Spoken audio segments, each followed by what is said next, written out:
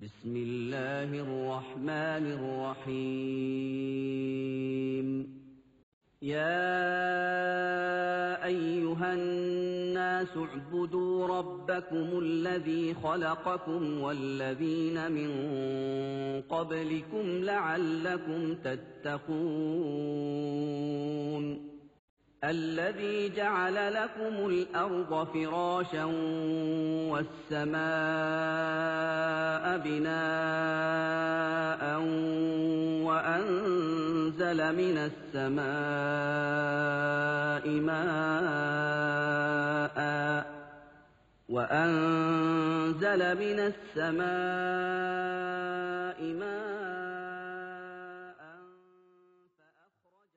أعوذ بالله من الشيطان الرجيم بسم الله الرحمن الرحيم الحمد لله والصلاة والسلام على رسول الله وعلى آله وصحبه الفائزين برضا الله ومن أحسن قولا ممن دعا إلى الله وعمل صالحا وقال إنني من المسلمين.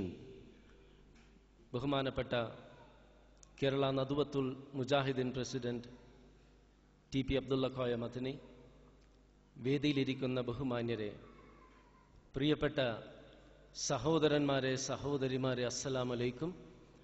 സർവേശ്വരനായ സ്രഷ്ടാവിൽ നിന്നുള്ള, അള്ളാഹുവിൽ നിന്നുള്ള സമാധാനമുണ്ടാകട്ടെ. അവിശ്വാസത്തിൽ നിന്നും വിശ്വാസത്തിലേക്കും, അധർമ്മത്തിൽ നിന്നും ധർമ്മത്തിലേക്കും, അനീതിയിൽ നിന്നും നീതിയിലേക്കും, തിന്മയിൽ നിന്നും നന്മയിലേക്കും, അന്ധകാരത്തിൽ നിന്നും പ്രകാശത്തിലേക്കും പ്രപഞ്ചനാഥനായ സ്രഷ്ടാവിൻ്റെ സന്ദേശത്തിലൂടെ മനുഷ്യ സമൂഹത്തെ നയിക്കുകയും അവരെ പരിവർത്തിപ്പിക്കുകയും സംസ്കരിക്കുകയും ഉയർത്തുകയും അവർക്ക് അറിവ് പകർന്നു കൊടുക്കുകയും അവരെ മനുഷ്യരാക്കി തീർക്കുകയും ചെയ്യുക എന്ന മഹത്തായ ലക്ഷ്യത്തിനു വേണ്ടി, അതിലൂടെ മനുഷ്യ സമൂഹത്തിന് ഇഹലോക പരലോക വിജയങ്ങൾ കരസ്ഥമാക്കുവാൻ അവരെ പ്രാപ്തരാക്കുക എന്ന മഹത്തായ ലക്ഷ്യത്തോടുകൂടി പ്രവർത്തിക്കുന്ന കേരള നദുവത്തുൽ മുജാഹിദിൻ്റെ 7ാം സംസ്ഥാന സമ്മേളനത്തിൻ്റെ ഭാഗമായിട്ട് നടക്കുന്ന പ്രചരണ പരിപാടിയാണിത്. അതുകൊണ്ട് ഈ ലക്ഷ്യമാണ് മുജാഹിദ് പ്രസ്ഥാനത്തിൻ്റെ ലക്ഷ്യമായതിനാലാണ് മാനവമോചനം സ്രഷ്ടാവിൻ്റെ സന്ദേശം എന്ന വിഷയം തിരഞ്ഞെടുത്തിരിക്കുന്നത്. മാനവമോചനം എന്നതുകൊണ്ട് യഥാർത്ഥത്തിൽ ഉദ്ദേശിക്കുന്നത് ഇഹലോകത്തിലെ പട്ടിണിയിൽ നിന്നും, കടക്കേണിയിൽ നിന്നും, ദാരിദ്ര്യത്തിൽ നിന്നുമുള്ള മോചനമല്ല, മറിച്ച് മരണാനന്തരമുള്ള അനശ്വരമായ പരലോകത്തിലേക്കുള്ള മോചനമാണ്. പലരും ഒരു ചോദ്യം ചോദിക്കുന്നു, നിങ്ങൾക്ക് ഇഹലോകത്തെ സംബന്ധിച്ച് പറയാനില്ലേ എന്ന് പലരും ചോദിക്കാറുണ്ട്. മരണാനന്തരം ഖബറുകളിൽ മണ്ണായി തീർന്ന മനുഷ്യനെ എങ്ങനെയാണ് പ്രപഞ്ചനാഥനായ സ്രഷ്ടാവിന് സൃഷ്ടിക്കുവാൻ കഴിയുന്നത്? എങ്ങനെയാണ് രഹസ്യമായി നാം ചെയ്യുന്ന കാര്യങ്ങൾ അള്ളാഹുവിന് കാണുവാൻ കഴിയുന്നത്? രഹസ്യമായി നാം പറയുന്ന കാര്യങ്ങൾ അള്ളാഹുവിന് കേൾക്കുവാൻ കഴിയുന്നത്? ഇത്തരത്തിൽ ഒരുപാട് ചോദ്യങ്ങൾ ആളുകൾ ഉന്നയിക്കുന്നത് കൊണ്ട് ഇന്ന് ഞാൻ നിങ്ങളോട് സംസാരിക്കാൻ പോകുന്നത് പരലോകം മിഥ്യയല്ല, യാഥാർത്ഥ്യമാണ് എന്ന വിഷയമാണ്. ഖബറുകളിൽ കിടക്കുന്ന മനുഷ്യനെ, മണ്ണായി തീർന്ന മനുഷ്യനെ വീണ്ടും അള്ളാഹുവിന് സൃഷ്ടിക്കാൻ കഴിയുമെന്നത് ശാസ്ത്രത്തിൻ്റെയും യുക്തിയുടെയും അടിസ്ഥാനത്തിൽ വിശദീകരിക്കാനാണ് ഉദ്ദേശിക്കുന്നത്. ലോകത്ത് ജീവിക്കുന്ന ഒട്ടുമിക്ക മനുഷ്യരുടെയും മനസ്സുകളിൽ മനോഹരമായൊരു സ്വപ്നമുണ്ട്, സ്വന്തമായൊരു വീടുണ്ടാവുക എന്ന സ്വപ്നം. ആ സ്വപ്ന സാക്ഷാത്കാരത്തിന് വേണ്ടി എന്ത് ത്യാഗവും ചെയ്യാൻ മനുഷ്യനൊരുക്കമാണ്. അതിനായി മാതാപിതാക്കളെയും ബന്ധുക്കളെയും ഇണകളെയും സുഹൃത്തുക്കളെയും വിട്ടുപോകാൻ അവൻ സന്നദ്ധനാണ്. അതിനായി നാടും വീടും പരിസരവും രാജ്യവും വിട്ട് വിദൂരമായ പ്രദേശങ്ങളിലും ചുട്ടുപൊള്ളുന്ന മരുഭൂമികളിലും ഭൂമിയുടെ ആഴങ്ങളിലുള്ള ഖനികളിലും പോയി വിയർപ്പൊഴുക്കുവാൻ അവൻ സന്നദ്ധനാണ്. അങ്ങനെ അധ്വാനിച്ച് സ്വരൂപിച്ചു വെക്കുന്ന പണം കൊണ്ട് അവൻ വീട് പണി ആരംഭിക്കുന്നു. വീട് പണി ആരംഭിച്ച ശേഷം ചിന്തകളൊക്കെ അതിനെക്കുറിച്ച്, അതിലെ വാതിലുകളെയും ജനാലകളെയും ഘടിപ്പിക്കേണ്ട വിജാഗിരികളെയും നിലത്തിടേണ്ട ടൈൽസുകളെയും പൂശേണ്ട നിറങ്ങളെയും എല്ലാം കുറിച്ചായിരിക്കും ചിന്ത. അങ്ങനെയുള്ള ഒരുപാട് മനുഷ്യരിലൊരാൾ തൻ്റെ കഴിവിനനുസരിച്ച് വീട് പണി മനോഹരമായി പൂർത്തിയാക്കി ഗൃഹപ്രവേശനത്തിന്റെ തലേന്ന് അവസാനത്തെ മിനുക്കുപണികളിൽ ഏർപ്പെടുമ്പോൾ വൈദ്യുതി ലൈനിൽ നിന്നുള്ള ആഘാതമേറ്റ് അയാൾ മരണപ്പെടുന്നു. എത്രമാത്രം വേദനാജനകമായ സംഭവമാണിത്! കുറച്ചു നാളുകൾക്ക് മുൻപ് പത്രങ്ങളിൽ നാം വായിച്ചതാണ്. ഒന്നും ശാശ്വതമല്ലെന്നും മണ്ണിൽ നിന്നും ജനിച്ച മനുഷ്യൻ മണ്ണിലേക്ക് തന്നെ തിരിച്ചു പോകേണ്ടതാണെന്നും നമ്മെ ഓർമ്മപ്പെടുത്തിയ സംഭവമായിരുന്നില്ലേ ഇത്?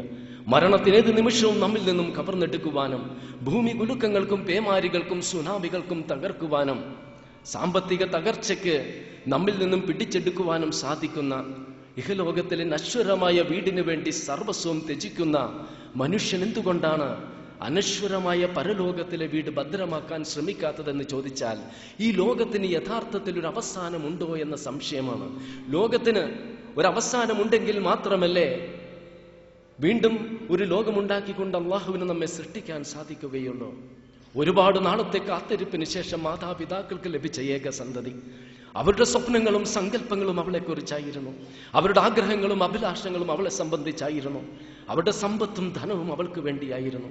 അങ്ങനെ അവരുടെ പ്രതീക്ഷകളുടെ കേന്ദ്രബിന്ദുവായ പൊന്നുമകൾ ഒരു ദിവസം പ്രഭാതത്തിൽ എഴുന്നേൽക്കെ കട്ടിൽ നിന്നും നിലത്ത് വീണ് അസഹ്യമായ വേദന അനുഭവപ്പെട്ടെങ്കിലും അത് ഗൗനിക്കാതെ സ്കൂളിൽ പോയി പിന്നീട് വേദന കൂടുകയും ആശുപത്രിയിൽ എത്തുന്നതിന് മുൻപ് മരണപ്പെടുകയും ചെയ്തു. പ്രഭാതത്തിൽ മാതാപിതാക്കളുടെ നടുവിൽ കിടന്നുറങ്ങിയ പൊന്നുമകൾ രാത്രിയായപ്പോഴേക്കും ചിതയിൽ എരിഞ്ഞടങ്ങിയ ഭയാനകമായ സംഭവം.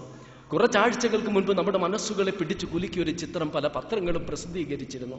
ഇറാഖിലെ ഒരു മാതാവ് തന്റെ കുട്ടിയെ സ്കൂളിൽ കൊണ്ടുപോയി തിരിച്ചു വരുമ്പോൾ തീവ്രവാദികൾ ആ കുട്ടിക്ക് നേരെ നിറയൊഴിക്കുകയും മരിച്ചു വീണ തന്റെ പ്രിയപ്പെട്ട മകന്റെ പുറത്ത് കിടന്നുകൊണ്ട് ആ കൈകൾ ആ കുഞ്ഞുമുഖം അമർത്തിക്കൊണ്ട് ആ കുഞ്ഞു കണ്ണുകൾ തന്നെ തുറന്നൊന്ന് നോക്കുമോ എന്ന പ്രതീക്ഷയിൽ, നിശ്ചലമായ ചുണ്ടുകളിൽ ഒരു പുഞ്ചിരി വിടരുമോ എന്ന പ്രതീക്ഷയിൽ, നിശ്ചലമായ നാവ് തന്നെ ഉമ്മ എന്ന് വിളിക്കുമോ എന്ന പ്രതീക്ഷയിൽ, ആ നിശ്ചലമായ കരങ്ങൾ തന്നെ വാരിപ്പുണരുമോ എന്ന പ്രതീക്ഷയിൽ ആ കുഞ്ഞിനെ നോക്കിക്കൊണ്ടിരിക്കുന്ന മാതാവിന്റെ ചിത്രം നമ്മുടെ മനസ്സുകളിൽ നിന്നും ഒരുപാട് നാളത്തേക്ക് മാഞ്ഞു പോവുകയില്ല. ഇതുപോലെയാണ് മരണം. ആ സ്കൂളിലേക്ക് പോകുമ്പോൾ മാതാവ് ഒരിക്കലും കരുതിയിരിക്കില്ല നിമിഷങ്ങൾക്കുള്ളിൽ മകൻ എനിക്ക് നഷ്ടപ്പെടുമെന്ന്. മകളുടെ വിദ്യാഭ്യാസത്തിന് വേണ്ടി സ്വന്തം നെറ്റിത്തടം ഒരു കാസിനോ കമ്പനിക്ക് ആയുഷ്കാലത്തിലേക്ക് പരസ്യത്തിന് നൽകിയ ഒരു അമേരിക്കൻ വനിതയെ സംബന്ധിച്ച് ഞാൻ വായിക്കുകയുണ്ടായി. ഇഹലോകത്തിലെ സന്താനങ്ങളുടെ ഭാവി സുരക്ഷിതമാക്കാൻ ശ്രമിക്കുന്നതോടൊപ്പം തന്നെ അനശ്വരമായ പരലോകത്തിലെ സന്താനങ്ങളുടെ ഭാവി സുരക്ഷിതമാക്കാൻ എന്തുകൊണ്ട് മാതാപിതാക്കൾ ശ്രമിക്കുന്നില്ല എന്ന് ചോദിച്ചാലും ഖബറുകളിൽ മണ്ണായി തീർന്ന മനുഷ്യനെ എങ്ങനെയാണ് അള്ളാഹുവിന് സൃഷ്ടിക്കാൻ കഴിയുന്നത് എന്ന സംശയമാണ് കാരണം. മകൻ ഡോക്ടറാകണമെന്ന് ആഗ്രഹിച്ച പിതാവ്, ആ ആഗ്രഹം സഫലീകരിക്കാൻ ശ്രമിച്ച മകൻ, അങ്ങനെ MBBS അഡ്മിഷൻ ലഭിച്ച് കോഴ്സും പൂർത്തിയാക്കി പരീക്ഷയും എഴുതി, പരീക്ഷയിലും ജയിച്ച് ഹൗസ് സർജൻസി ചെയ്തുകൊണ്ടിരിക്കുമ്പോൾ കൂട്ടുകാരോടൊത്ത് കടലിൽ കുളിക്കുവാൻ പോയ സന്ദർഭത്തിൽ ആ ജീവൻ തിരമാലകൾ കവർന്നെടുത്തു. കുഞ്ഞുനാൾ മുതൽ ഉന്നതമായ ബിരുദങ്ങളും സ്ഥാനങ്ങളും സ്വപ്നം കണ്ട് നിരന്തരമായ പഠനങ്ങളും ഉറക്കമിളച്ചുള്ള രാത്രികളും കോച്ചിങ് ക്യാമ്പുകളും എൻട്രൻസ് പരീക്ഷകളും കഴിഞ്ഞ് പ്രതീക്ഷിച്ച കോഴ്സിന് പ്രവേശനം ലഭിച്ച് കോഴ്സും പൂർത്തിയാക്കി പരീക്ഷയും എഴുതി ഫലം കാത്തിരിക്കുമ്പോൾ ആ സ്വപ്നങ്ങൾ മരണം തല്ലിത്തകർത്ത എത്രയോ സംഭവങ്ങളാണ് ഞാൻ നിരന്തരം വായിച്ചുകൊണ്ടിരിക്കുന്നത്. എന്നിട്ടും എൻ്റെ ഇഹലോകത്തിലെ ഉന്നതമായ സ്ഥാനങ്ങൾക്കും ബിരുദങ്ങൾക്കും വേണ്ടി ശ്രമിക്കുന്നതോടൊപ്പം അനശ്വരമായ പരലോകത്തിലെ ഉന്നതമായ ബിരുദങ്ങൾക്ക് വേണ്ടി എന്തേ മനുഷ്യൻ ശ്രമിക്കുന്നില്ല എന്ന് ചോദിച്ചാലും ഇഹലോകത്തിന് ശേഷം ബദലായിട്ട് മറ്റൊരു പരലോകമുണ്ടോ എന്ന സംശയമാണ് കാരണം. ലോകപ്രസിദ്ധമായ ബിസ്ക്കറ്റ് കുത്തക കമ്പനിയായ ബ്രിട്ടാനിയുടെ അധിപനായിട്ടും ശിരസിന്റെ മുകളിലും പാദങ്ങൾക്ക് കീഴെയും സ്വർണ്ണ കൂമ്പാരമുണ്ടായിട്ടും ഭാര്യയുടെയും സന്താനങ്ങളുടെയും സുഹൃത്തുക്കളുടെയും സാമീപ്യമില്ലാതെ ഒരു MBBS ഡോക്ടറിന്റെ പോയിട്ട് ഒരു നഴ്സിന്റെ പോലും പരിചരണം ലഭിക്കാതെ കുപ്രസിദ്ധമായ തീഹാർ തടവറയിൽ രക്തം ഛർദ്ദിച്ച് മരിക്കേണ്ടി വന്ന ആ വ്യവസായ പ്രമുഖന്റെ ദാരുണമായ അന്ത്യമുണ്ടല്ലോ. പരലോകത്തെ വിസ്മരിച്ചുകൊണ്ട് അന്ധമായിട്ട് സമ്പത്തിന്റെ പിന്നാലെ പോകുന്ന ആളുകളുടെ കണ്ണുകൾ തുറപ്പിക്കേണ്ടതാണ്. സമ്പത്ത് കൊണ്ട് നാം ഒരുപാട് കാര്യങ്ങൾ ആഗ്രഹിക്കുന്നു. അതുകൊണ്ട് അധികാരമുണ്ടാക്കണമെന്നും സ്വാധീനം ഉറപ്പിക്കണമെന്നും അണിമന്ദിരങ്ങളിൽ താമസിക്കണമെന്നും ആഡംബര വാഹനങ്ങളിൽ നടക്കണമെന്നുമെല്ലാം. എന്നാൽ അള്ളാഹു അനുഗ്രഹിക്കുന്നില്ല എങ്കിൽ സമ്പത്ത് നമുക്ക് ഉപകരിക്കില്ല എന്ന് ഞാൻ ഈ പറഞ്ഞ ഉദാഹരണവും വർഷങ്ങളായിട്ട് റഷ്യയിലെ തടവിൽ കഴിയുന്ന റഷ്യയിലെ ഏറ്റവും ധനികനായ മനുഷ്യന്റെ ആ ദാരുണമായ അനുഭവം നമ്മെ ഓർമ്മപ്പെടുത്തേണ്ടതാണ്. ഏറ്റവും രുചികരമായ ഭക്ഷണം കഴിക്കുവാനുള്ള സാമ്പത്തിക ശേഷിയുണ്ടായിട്ടും നാവിന് രുചികരമായ യാതൊന്നും കഴിക്കുവാൻ ഡയബറ്റീസും മറ്റ് അസുഖങ്ങൾ മൂലം കഴിയാത്ത എത്രയോ ധനികരെ നമുക്കറിയാം. അതാണ് നബി സല്ലല്ലാഹു അലൈഹി വസല്ലം പറഞ്ഞത്, ലൈസൽ ഗിനാ ബികത്റത്തിൽ അർദി വലകിന്നൽ ഗിനാ ഗിനൻ നഫ്സി. ഭൗതിക വിഭവങ്ങളുടെ ഐശ്വര്യമല്ല യഥാർത്ഥ ഐശ്വര്യം, മനസ്സിന്റെ ഐശ്വര്യമാണ് എന്ന്. ഒരുപാട് നേരം കണ്ണാടിയുടെ മുൻപിൽ നിന്നും സൗന്ദര്യം ആസ്വദിക്കുന്ന മനുഷ്യൻ, ഒരുപാട് സമയമെടുത്തവൻ ചീകി വെക്കുന്ന തലമുടി അവൻ ആഗ്രഹിക്കുന്നില്ലെങ്കിലും പൊഴിയുകയും നരയ്ക്കുകയും ചെയ്യുന്നു.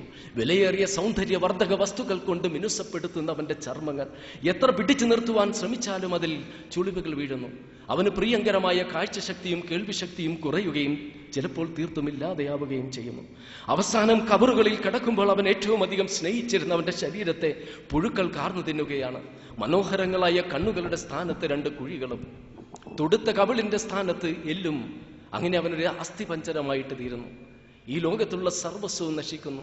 ശിരസുയർത്തി നിന്ന വൻ വൃക്ഷങ്ങൾ ചിതലരിച്ച് തീരുന്നതും വൻ യന്ത്രങ്ങൾ തുരുമ്പെടുത്ത് തീരുന്നതും നാം കാണാറില്ലേ? മരണം എന്ന യാഥാർത്ഥ്യത്തെ വിസ്മരിച്ച് ജീവിക്കുന്നവർ അഗ്നിയിലേക്ക് ആഞ്ഞെടുക്കുന്ന ഈ ആമ്പാറ്റകളെ പോലെയാണ്. അതാണ് നബി സല്ലല്ലാഹു അലൈഹി വസല്ലം പറഞ്ഞത്, മരണത്തെക്കുറിച്ച് നിങ്ങൾ സദാ ചിന്തിക്കണം. അങ്ങനെ ചിന്തിക്കുന്നവരെ അതിനുവേണ്ടി തയ്യാറെടുക്കുന്നുള്ളൂ എന്ന്. ശരാശരി മനുഷ്യ ജീവിതം 60-70 വർഷങ്ങൾ കൊണ്ട് അവസാനിക്കുകയാണ്. ഓരോ നിമിഷം കഴിയും തോറും നാം മരണത്തോട് അടുത്തുകൊണ്ടിരിക്കുന്നു. വിശുദ്ധ ഖുർആൻ 13-ാം അധ്യായത്തിൽ 26-ാം വചനത്തിൽ പറയുന്നുണ്ട്, വമൽ ഹയാത്തു ദുനിയാ ഫിൽ ആഖിറതി ഇല്ലാ മതാ. പരലോകവുമായി തട്ടിച്ചു നോക്കുമ്പോൾ ഇഹലോകം എന്ന് പറയുന്നത് ഒരു സുഖാനുഭവമല്ലാതെ മറ്റൊന്നുമല്ല എന്ന്. മഹാസാഗരത്തിൽ വിരലുകൾ മുക്കിയെടുക്കുമ്പോൾ വിരൽ തുമ്പിൽ പറ്റിപ്പിടിച്ചിരിക്കുന്ന ഒരു ജലഗണം മാത്രമാണ് ഇഹലോകമെന്നും ആ സാഗരത്തിൽ അവശേഷിച്ചിരിക്കുന്ന അനന്തമായ ജലഗണങ്ങളാണ് പരലോകമെന്നും മനോഹരമായ ഉപമയിലൂടെ നബി സല്ലല്ലാഹു അലൈഹി വസല്ലം നമുക്ക് പഠിപ്പിച്ചു തന്നിട്ടില്ലേ? ഒരു ജലഗണം മാത്രമാകുന്ന ഇഹലോകത്തിനു വേണ്ടി സർവസ്വം ഹോമിക്കുന്നതാണ് ഈ കാലഘട്ടത്തിന്റെ ദുരന്തം. മരുഭൂമിയിലൂടെ നടന്നു നീങ്ങുന്ന വ്യക്തി ചൂടിൽ നിന്നും രക്ഷ നേടാനായിട്ട് തൊട്ടടുത്ത മരത്തിന്റെ ശീതളച്ചായിൽ വിശ്രമിച്ച് അല്പം കഴിഞ്ഞ് നടന്നു നീങ്ങുന്നു. ആ വ്യക്തിക്ക് മരത്തിന്റെ തണലുമായിട്ടുള്ള ബന്ധം എത്രമാത്രമാണോ, ആ ബന്ധം മാത്രമേ തനിക്കും ഇഹലോകവും തമ്മിലുള്ളൂ എന്ന് നബി സല്ലല്ലാഹു അലൈഹി വസല്ലം മനോഹരമായ മറ്റൊരു ഉപമയിലൂടെ പഠിപ്പിച്ചു തന്നിട്ടുണ്ട്. ഒരു നിഴല് പോലെ വേഗം മാഞ്ഞു പോകുന്ന, മറഞ്ഞു പോകുന്ന ഇഹലോകത്തിലെ ജീവിതത്തിനു വേണ്ടി സർവസ്വം ഹോമിക്കുന്നതാണ് ഈ കാലഘട്ടത്തിന്റെ ദുഃഖവും. ക്ഷണിക്കാതെ കയറി വരുന്ന അതിഥിയാണ് മരണം. അതാരെ എപ്പോൾ പിടികൂടുമെന്ന് പറയുക സാധ്യമല്ല. മാതാപിതാക്കൾക്ക് മുൻപേ സന്താനങ്ങളെയും, ജ്യേഷ്ഠന് മുൻപേ അനുജനെയും, ഭർത്താവിന് മുൻപേ ഭാര്യയെയും, രോഗിക്ക് മുൻപേ ആരോഗ്യവാനെയും അത് പിടികൂടുന്നു. നിങ്ങൾ ശക്തമായ ഒരു കോട്ടക്കുള്ളിൽ ഒളിച്ചിരുന്നാലും മരണം നിങ്ങളെ പിടികൂടുക തന്നെ ചെയ്യുമെന്ന് നബി സല്ലല്ലാഹു ഖുർആൻ പ്രഖ്യാപിച്ചത് അതുകൊണ്ടാണ്. മരണം ഒരു യാഥാർത്ഥ്യമാണെന്ന് അംഗീകരിക്കുന്നവരാണ് ഞാനും നിങ്ങളും. എന്നാൽ മരണം അടുത്തൊന്നും നമ്മെ പിടികൂടുകയില്ല എന്ന സംശയത്തിലാണ് ഞാനും നിങ്ങളും ജീവിക്കുന്നത്. മരണം ഒരു സത്യമായി അംഗീകരിക്കുന്ന ഞാനും നിങ്ങളും തന്നെ ഈ ലോകത്തിന് യഥാർത്ഥത്തിൽ ഒരു അവസാനമുണ്ടോ എന്ന് സംശയിക്കുന്നു. അവസാനമുണ്ടെങ്കിലല്ലേ വീണ്ടും അള്ളാഹു ഖുർആനിൽ പറയുന്നത് പോലെ വീണ്ടും നമ്മെ സൃഷ്ടിക്കുകയുള്ളൂ.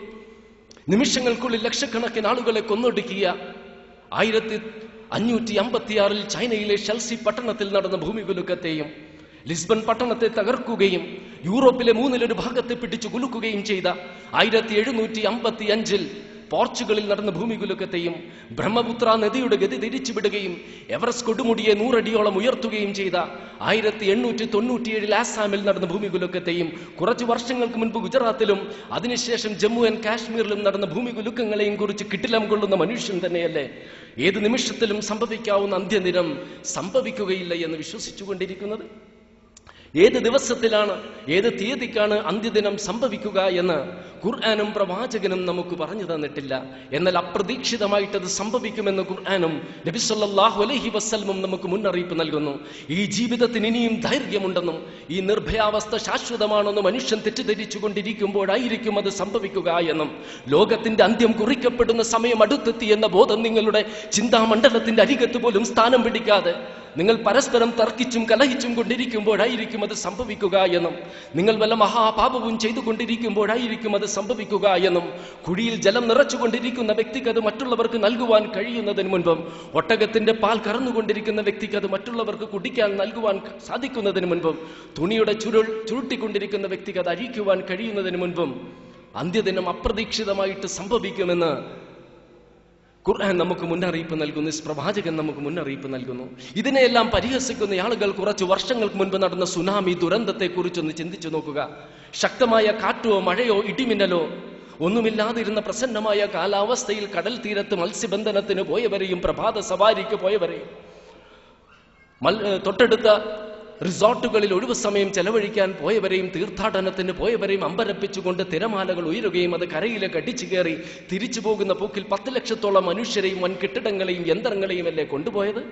ഒരു റിസോർട്ടിൽ ഒഴിവു സമയം ചെലവഴിച്ചിരുന്ന ഒരു മാതാവും 2 കുട്ടികളും, ഒരു കുട്ടിക്ക് 2 വയസ്സ്, മറ്റേ കുട്ടിക്ക് 7 വയസ്സ്. തിരമാലകൾ റിസോർട്ടിനെ തകർത്തപ്പോൾ ഈ 2 കുട്ടികളെയും രക്ഷിക്കാൻ ആ മാതാവ് ശ്രമിച്ചു. എന്നാൽ നടുക്കത്തോടു കൂടി അവർ ഒന്ന് മനസ്സിലാക്കി, 2 കുട്ടികളെയും രക്ഷിക്കാൻ താൻ ശ്രമിച്ചാൽ 3 കുട്ടികൾ, താൻ ഉൾപ്പെടെ 3 പേര് മുങ്ങി മരിക്കും. ഒരു കുട്ടി ഉപേക്ഷിക്കണം. ആരെയാണ് ആ മാതാവ് ഉപേക്ഷിക്കുക? 2 പേരെയും താൻ ഗർഭപാത്രത്തിൽ ചുമന്നതാണ്, 2 പേരെയും നൊന്ത് പ്രസവിച്ചതാണ്, 2 പേർക്കും താൻ മുലപ്പാൽ നൽകിയിട്ടുണ്ട്, 2 പേരെയും താൻ സ്നേഹിക്കുന്നു, അവനും തന്നെ സ്നേഹിക്കുന്നു. എന്നിട്ട് മുതിർന്ന കുട്ടിയെ ഉപേക്ഷിക്കുവാൻ ആ മാതാവ് തയ്യാറാവുകയാണ് ഉണ്ടായത്. ഇതാണ് ഇപ്രകാരമാണ് അന്ത്യദിനം അപ്രതീക്ഷിതമായിട്ട് സംഭവിക്കുമെന്ന് ഖുർആനും പ്രവാചകനും പഠിപ്പിക്കുന്നത്. മുലപ്പാൽ നൽകിക്കൊണ്ടിരിക്കുന്ന കുഞ്ഞിനെ മാതാക്കൾ ഉപേക്ഷിക്കുമെന്നുമെല്ലാം മുന്നറിയിപ്പുണ്ടല്ലോ. വിശുദ്ധ ഖുർആനിൽ ഒരുപാട് കാര്യങ്ങൾ ഇതിനെ സംബന്ധിച്ച് വിവരിക്കുന്നുണ്ട്. ഇദാ സുൽസിലത്തിൽ അർളു സിൽസാലഹ വഖറജത്തിൽ അർളു അസ്കാലഹ വഖാലൽ ഇൻസാനു മാലഹ എന്ന് തുടങ്ങുന്ന പല വചനങ്ങളും ഇതെല്ലാം കൂട്ടി വായിച്ചാൽ നമുക്ക് കുറെ കാര്യങ്ങൾ മനസ്സിലാക്കാൻ കഴിയും.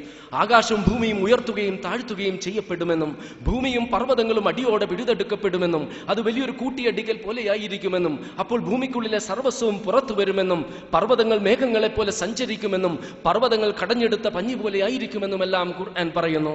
നക്ഷത്രങ്ങളുടെ പ്രകാശം പൊലിയുമ്പോൾ, നക്ഷത്രങ്ങൾ ഉതിർന്നു വീഴുമ്പോൾ, ആകാശം ചുരുട്ടപ്പെടുമ്പോൾ, ഉപരിലോകം തീപിടിച്ചതുപോലെയാകുമ്പോൾ എന്നെല്ലാം ഖുർആൻ പറയുന്നുണ്ട്. ഇതിനെയെല്ലാം പരിഹസിക്കുന്ന ആളുകളുണ്ട്. പണ്ടവർക്ക് കുറച്ചെങ്കിലും ശാസ്ത്രത്തിന്റെ പിന്തുണയുണ്ടായിരുന്നു.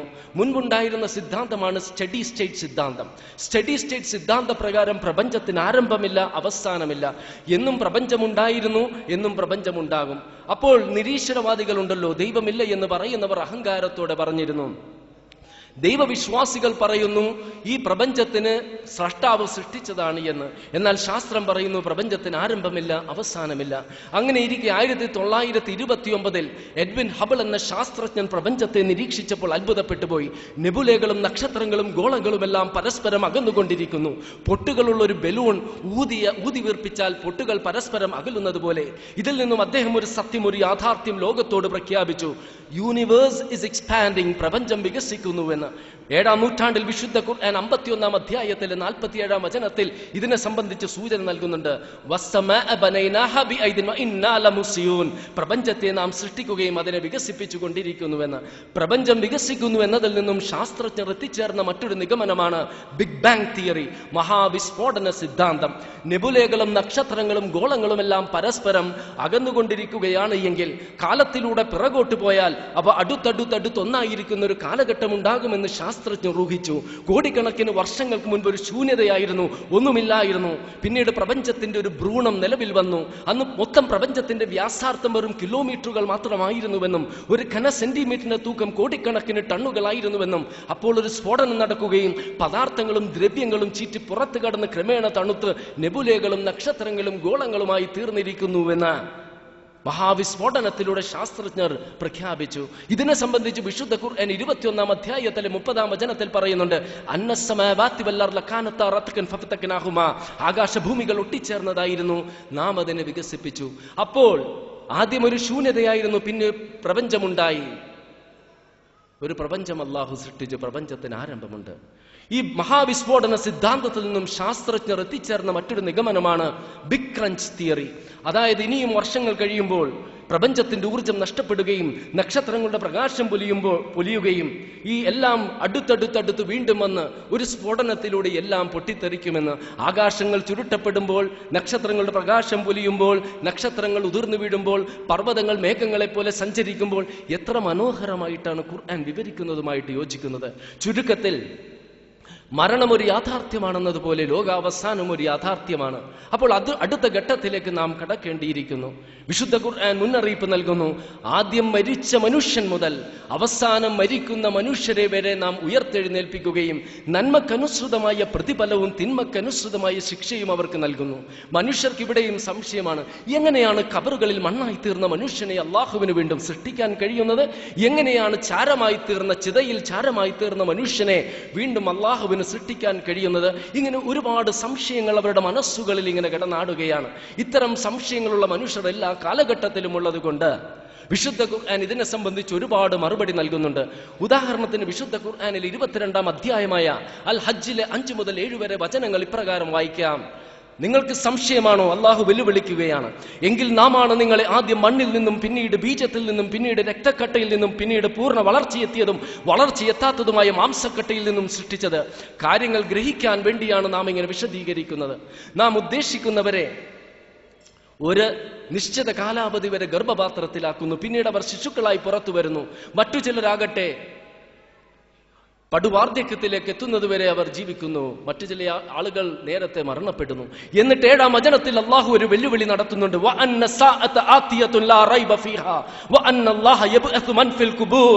അന്ത്യദിനം സംഭവിക്കുകയില്ല എന്നും കുഴിമാടങ്ങളിൽ കിടക്കുന്നവരെ നാം ഉയർത്തെഴുന്നേൽപ്പിക്കില്ലെന്നും നിങ്ങൾ തെറ്റിദ്ധരിക്കുന്നുവോ?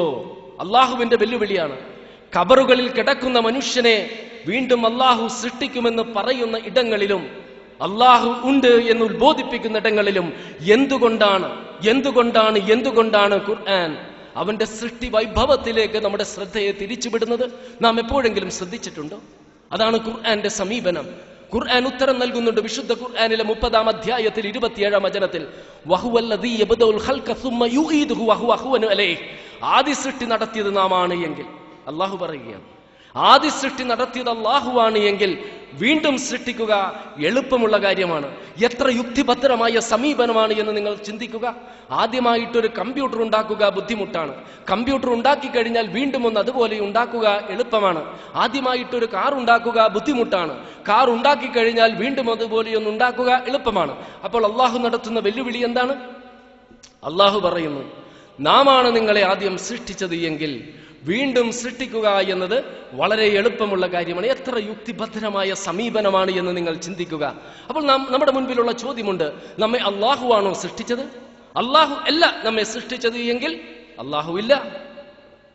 മരണാനന്തരം അള്ളാഹുവിന് നമ്മെ സൃഷ്ടിക്കാനും കഴിയില്ല. മറിച്ച് അള്ളാഹുവാണ് സൃഷ്ടിച്ചത് എങ്കിൽ ആ അള്ളാഹുവിന് നിസ്സാരമായിട്ട് നമ്മെ വീണ്ടും സൃഷ്ടിക്കാൻ കഴിയും. ഇതാണ് അള്ളാഹു ഉണർത്തുന്നത്. അന്ധമായ ഒരു ദൈവവിശ്വാസിയാകുവാൻ വിശുദ്ധ ഖുർആൻ കൽപ്പിക്കുന്നില്ല. യുക്തിയുടെ പടവുകൾക്ക് അപ്പുറത്ത് നിന്ന് ചിന്തിച്ചാലേ ദൈവത്തിന്റെ അസ്തിത്വം മനസ്സിലാക്കുവാൻ കഴിയുകയുള്ളൂ എന്ന് ഖുർആൻ ഉത്ബോധിപ്പിക്കുന്നില്ല. പ്രപഞ്ചത്തിലേക്കും പ്രകൃതി പ്രതിഭാസങ്ങളിലേക്കും മനുഷ്യരുടെയും ജീവജാലങ്ങളുടെയും ശരീരഘടനകളിലേക്കും നമ്മുടെ ശ്രദ്ധയെ തിരിച്ചുകൊണ്ട് അള്ളാഹു പറയുന്നുണ്ട്, ഇന്ന ഫീ ദാലിക ലആയതൻ ലിഖൗമിൻ യതഫക്കറൂൻ. ചിന്തിക്കുന്ന ജനതയ്ക്ക് ഇതിലെല്ലാം ദൃഷ്ടാന്തമുണ്ട്. അറബിയിൽ ഒരു ചൊല്ലുണ്ട്, മൻ അറഫ നഫ്സഹു അറഫ റബ്ബഹു. സ്വന്തം ശരീരത്തെ അറിഞ്ഞവൻ അവന്റെ സട്ടാവിനെ അറിഞ്ഞിരിക്കുന്നു. ശരീരത്തെ സംബന്ധിച്ച് പഠിച്ചു കഴിഞ്ഞാൽ ഇതൊന്നും യാദൃശ്ചികമായി ഉണ്ടാകില്ല എന്ന് നമുക്ക് തീർത്തും ബോധ്യപ്പെടും. വിശുദ്ധ ഖുർആനിലെ 80-ാം അധ്യായത്തിലെ 19-ാം വചനമുണ്ട്, മിൻ നുത്ഫത്തിൻ ഖലഖഹു ഫഖദ്ദറ. നിങ്ങളെ ഒരു കണത്തിൽ നിന്നും സൃഷ്ടിക്കുകയും അതിൽ വ്യവസ്ഥപ്പെടുത്തിയിരിക്കുന്നു എന്ന്. എത്ര മനോഹരമായ യുക്തിഭദ്രമായ വാക്കുകളാണ്. പുരുഷൻ ഒരിക്കൽ ശ്രവിക്കുന്ന കോടിക്കണക്കിന് ബീജങ്ങൾ അണ്ടത്തിന്റെ നേരെ കുതിക്കുന്നു. ആരാണ് ഈ ബീജങ്ങൾക്ക് ഈ നിർദ്ദേശം നൽകിയിട്ടുള്ളത്? അതിലൊരു ബീജം മാത്രം അണ്ടത്തിന്റെ ഉള്ളിൽ പ്രവേശിക്കുമ്പോൾ അണ്ടം അതിന്റെ പുറന്തോട് ശക്തിപ്പെടുത്തുന്നു. ആരാണ് ഈ അണ്ടത്തിന് ഈ നിർദ്ദേശം നൽകിയിരിക്കുന്നത്? ബീജവും അണ്ടവും കൂടിച്ചേർന്ന സിക്താണ്ഡം വിഭജിച്ച് അടിസ്ഥാന കോശങ്ങൾ ഉണ്ടാകുന്നു, ബേസിക് സെൽസ്. ഈ അടിസ്ഥാന കോശങ്ങളാണ് എല്ലാ അവയവങ്ങൾക്കും രൂപം നൽകുന്നത്. ഹൃദയമുണ്ടാകാനുള്ള കോശങ്ങൾ, കരളുണ്ടാകാനുള്ള കോശങ്ങള്, വൃക്കയുണ്ടാകാനുള്ള കോശങ്ങള്, ഇതിന്റെ എല്ലാം ഘടനയിൽ ഒരുപാട് വ്യത്യാസമുണ്ട്. ഉദാഹരണത്തിന് മസ്തിഷ്കമുണ്ടാകാൻ ആവശ്യമായ ന്യൂറോണിന്റെ ഘടനയും ഹൃദയമുണ്ടാകാൻ ഉദ്ദേശിച്ചിട്ടുള്ള ടിഷ്യൂയുടെ ഘടനയും തമ്മിൽ ഒരുപാട് വ്യത്യാസമുണ്ടെങ്കിലും ഇതിലെല്ലാം അത്ഭുതകരമായി സമാനമായി കാണുവാൻ സാധിക്കുന്ന ഒരു അത്ഭുത പ്രതിഭാസമുണ്ട്, DNA. അതിൽ മാർഗനിർദ്ദേശത്തിന്റെ രൂപത്തിലുള്ള ജീനുകളുണ്ട്. ഉദാഹരണത്തിന് ഹൃദയമുണ്ടാകാൻ ഉദ്ദേശിച്ചിട്ടുള്ള അടിസ്ഥാന കോശത്തിൽ മറ്റു അവയവങ്ങൾ, ഹൃദയവും കരളും എല്ലാം ഉണ്ടാകുവാനുള്ള, വൃക്കയുമെല്ലാം ഉണ്ടാകുവാനുള്ള മാർഗനിർദ്ദേശങ്ങൾ ഉണ്ടെങ്കിലും ആ മാർഗനിർദ്ദേശങ്ങളെല്ലാം ഉറങ്ങിക്കിടക്കുകയും ഹൃദയമുണ്ടാകാൻ ഉദ്ദേശിച്ചിട്ടുള്ള മാർഗനിർദ്ദേശം മാത്രം ഉണർന്നിരിക്കുന്നത് കൊണ്ട് അത് ഹൃദയമായി തീരുന്നു. കരളുണ്ടാകാൻ ഉദ്ദേശിച്ചിട്ടുള്ള അടിസ്ഥാന കോശത്തിൽ മറ്റു അവയവങ്ങളെല്ലാം ഉണ്ടാകുവാനുള്ള മാർഗനിർദ്ദേശങ്ങൾ ഉണ്ടെങ്കിലും ആ മാർഗനിർദ്ദേശങ്ങളെല്ലാം ഇനാക്റ്റീവായിട്ട് ഉറങ്ങിക്കിടക്കുകയും കരളുണ്ടാകാൻ ഉദ്ദേശിച്ചിട്ടുള്ള മാർഗനിർദ്ദേശം മാത്രം ഉണർന്നിരിക്കുന്നത് കൊണ്ട് അത് കരളായിത്തീരുന്നു. ഈ ഡയറക്ഷൻസ്, ഈ ഇൻഫർമേഷൻ, ഈ മാർഗനിർദ്ദേശം ആരാണ് നൽകിയിരിക്കുന്നത്? നിരീശ്വരവാദികൾ പറയുന്നു യാദൃശ്ചികമായിട്ടുണ്ടായി എന്ന്. നിങ്ങളുടെ അടുത്ത് ദൈവമില്ല എന്ന് പറയുന്ന ആരെങ്കിലും വന്നിട്ട് അങ്ങനെ പറഞ്ഞാൽ കയ്യിലുള്ള പേനയെടുത്ത് കൊടുത്തിട്ട് പറയുക, നിങ്ങളുടെ കുഞ്ഞിന്റെ കയ്യിൽ കൊടുക്കൂ. ഒരു പരിശീലനവും ലഭിച്ചിട്ടില്ല എങ്കിൽ ഈ കുഞ്ഞ് എത്ര നാളുകൾ കടലാസിൽ കുത്തിവരച്ചാലും യാദൃശ്ചികമായിട്ട് വാക്കുകളാകില്ല, വാക്കുകൾ കൂടിയ വാചകങ്ങളാകില്ല, വാചകങ്ങൾ കൂടിയ ആശയങ്ങളാകില്ല, ആശയങ്ങൾ കൂടിയ കഥയാകില്ല, കവിതയാകില്ല, പ്രബന്ധമാകില്ല. ഒരു കവിത എഴുതുന്നതിന് മുൻപ് കവിയുടെ മനസ്സിൽ ഭാവനയുണ്ടാകും. അത് കടലാസിൽ കുത്തിക്കുറിക്കുമ്പോഴാണ് കവിതയുണ്ടാകുന്നത്. അതല്ലാതെ ഒരു കുഞ്ഞ് കടലാസിൽ എത്ര നാൾ കുത്തിക്കുറിച്ചാലും യാദൃശ്ചികമായിട്ടൊരു കവിതയുണ്ടാകില്ല എങ്കിൽ അതിനേക്കാൾ സങ്കീർണമായ മനുഷ്യ ശരീരം എങ്ങനെയുണ്ടായി? നിരീശ്വരവാദികൾ പറയുന്നത് കോടിക്കണക്കിന് വർഷങ്ങൾക്ക് മുൻപ് ഒരു സ്ഫോടനം നടന്നപ്പോൾ യാദൃശ്ചികമായിട്ട് ജീവനാധാരമായ അമിനോ ആസിഡ് ഉണ്ടായി. ഈ അമിനോ ആസിഡ് നശിക്കാതെ ഒരുപാട് വർഷങ്ങൾ കിടന്നപ്പോൾ മറ്റൊരു അമിനോ ആസിഡ് യാദൃച്ഛികമായി ഉണ്ടായി. ഈ അമിനോ ആസിഡുകൾ യാദൃച്ഛികമായിട്ട് കൂടിച്ചേർന്ന ഒരു പ്രോട്ടീൻ മോളിക്യൂൾ ഉണ്ടായി. കാലത്തിന്റെ പ്രയാണത്തിൽ ഒരുപാട് പ്രോട്ടീൻ മോളിക്യൂളുകൾ ഉണ്ടായി. ഈ പ്രോട്ടീൻ മോളിക്യൂളുകൾ കൂടിച്ചേർന്നുകൊണ്ട് ഒരു സെല്ലുണ്ടായി. ഈ സെല്ല് വിഭജിച്ച് ബഹുകോശ ജീവികളായി അവസാനം മനുഷ്യരിലെത്തി എന്നതാണ്. യുക്തിവാദം എന്ന് വെച്ചാൽ യുക്തി കൊണ്ട് വാദിക്കുക എന്നാണ് അർത്ഥം. യാദൃച്ഛികമായിട്ടൊരു ഗ്രന്ഥശാലയിൽ ഒരു സ്ഫോടനം നടന്നാൽ ഒരു കാളിദാസ കൃതി ഉണ്ടാകുമോ? ഒരു കുരങ്ങൻ ഒരു കമ്പ്യൂട്ടറിന്റെ കീബോർഡിൽ ആഴ്ചകളോളം മാസങ്ങളോളം ടൈപ്പ് ചെയ്താൽ ഒരു ഷേക്സ്പിയറിന്റെ ഡ്രാമയുണ്ടാകുമോ? ഇരുമ്പും തുരുമ്പും കിടക്കുന്ന തുറാസായ പ്രദേശത്തിലൂടെ ഇടിമിന്നലും കൊടുങ്കാറ്റും കടന്നുപോയാൽ യാദൃശ്ചികമായിട്ടൊരു പ്ലെയിൻ ഉണ്ടാകുമോ? ഭൂമി കുലുക്കങ്ങൾ കൊണ്ട് പട്ടണങ്ങൾ ഉണ്ടായിട്ടില്ല, നശിച്ചിട്ടേയുള്ളൂ. സ്ഫോടനങ്ങളിലൂടെ ഉന്നത സൃഷ്ടികൾ ഉണ്ടാകുമായിരുന്നുവെങ്കിൽ ഹിരോഷിമയിലും നാഗാസാകിയിലും നടന്ന സ്ഫോടനങ്ങളിലൂടെ ഉന്നത സൃഷ്ടികൾ ഉണ്ടാകേണ്ടിയിരുന്നു. എന്നാൽ ഇന്നും അവിടെ പിറന്നു വീഴുന്ന പൈതങ്ങൾക്ക് പോലും അംഗവൈകല്യമാണ്.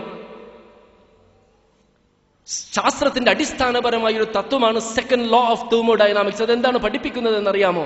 ഒരു വസ്തുവെ നാം പരിചരിക്കുന്നില്ല എങ്കിൽ ആ വസ്തു നശിക്കുകയുള്ളൂ, നന്നാവുകയില്ല. ഉദാഹരണത്തിന്, നിങ്ങളുടെ കമ്പ്യൂട്ടർ നിങ്ങൾ തിരിഞ്ഞു നോക്കുന്നില്ല എങ്കിൽ കമ്പ്യൂട്ടർ നശിക്കും, നന്നാകില്ല.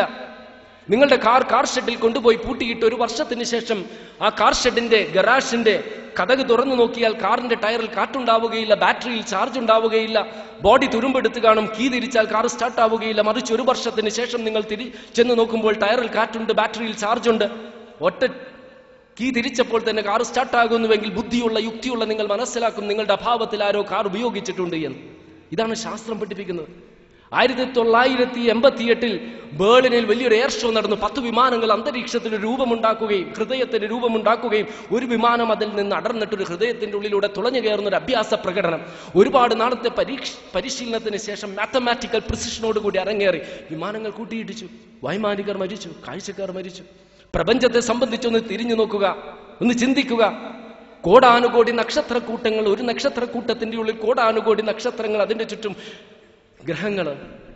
നമുക്ക് സങ്കല്പിക്കുവാൻ സാധിക്കുന്നതിനേക്കാൾ വേഗതയിൽ എല്ലാം ചുറ്റിക്കൊണ്ടിരിക്കുന്നു. ഒരു സൃഷ്ടാവ് ഉണ്ടായാൽ മാത്രം പോരാ, സൃഷ്ടിക്കുകയും വേണം. ഞാൻ സാധാരണ ഒരു കഥ പറഞ്ഞു കൊടുക്കാറുണ്ട്. ഈ കഥ നിങ്ങൾക്ക് വിശ്വസിക്കുവാൻ സാധിക്കുമെങ്കിൽ പരിണാമവാദവും നിങ്ങൾക്ക് വിശ്വസിക്കാം. കഥ ഇപ്രകാരമാണ്. കോടിക്കണക്കിന് വർഷങ്ങൾക്ക് മുൻപ് ഒരു സ്ഫോടനം നടന്നപ്പോൾ ഒരു യാദൃശ്ചികമായിട്ടൊരു ഇഷ്ടിക ബ്രിക്ക് ഉണ്ടായി. ഈ ഇഷ്ടിക നശിക്കാതെ കിടന്നപ്പോൾ കുറെ വർഷങ്ങൾ കഴിഞ്ഞപ്പോൾ മറ്റൊരു ഇഷ്ടികയുണ്ടായി. കാലത്തിന്റെ പ്രയാണത്തിൽ ഒരുപാട് ഇഷ്ടികകൾ ഉണ്ടായി. ഈ ഇഷ്ടികകൾ കൂടിച്ചേർന്ന് ഒരു ഇഷ്ടിക മറ്റൊരു ഇഷ്ടികയുടെ പുറത്ത് ബൈ ചാൻസ് ചാടിക്കയറി ഒരു കെട്ടിടമുണ്ടായി. ജനലിന്റെയും വാതിലിന്റെയും ഇടങ്ങൾ അത് തുറസായിട്ടിട്ടു. അവിടെ ജനലും വാതിലും കറക്റ്റായിട്ട് ഫിറ്റായി നിന്നു. ഭൂമിക്കടിയിലുള്ള രാസപദാർത്ഥങ്ങൾ സിമന്റായി തീരുകയും സ്പാർക്കൽ നടന്നു. കമ്പി ഇരുമ്പായി തീർന്നു. ഇലക്ട്രിക്കൽ ഫിറ്റിംഗ്സും ഡ്രെയിനേജ് സിസ്റ്റവും എല്ലാം യാദൃശ്ചികമായി ഉണ്ടായി. നിരീശ്വരവാദികൾ പറയും നിങ്ങൾക്ക് ഭ്രാന്താണ് എന്ന്. കഥ ഇവിടം കൊണ്ട് അവസാനിക്കുന്നില്ല.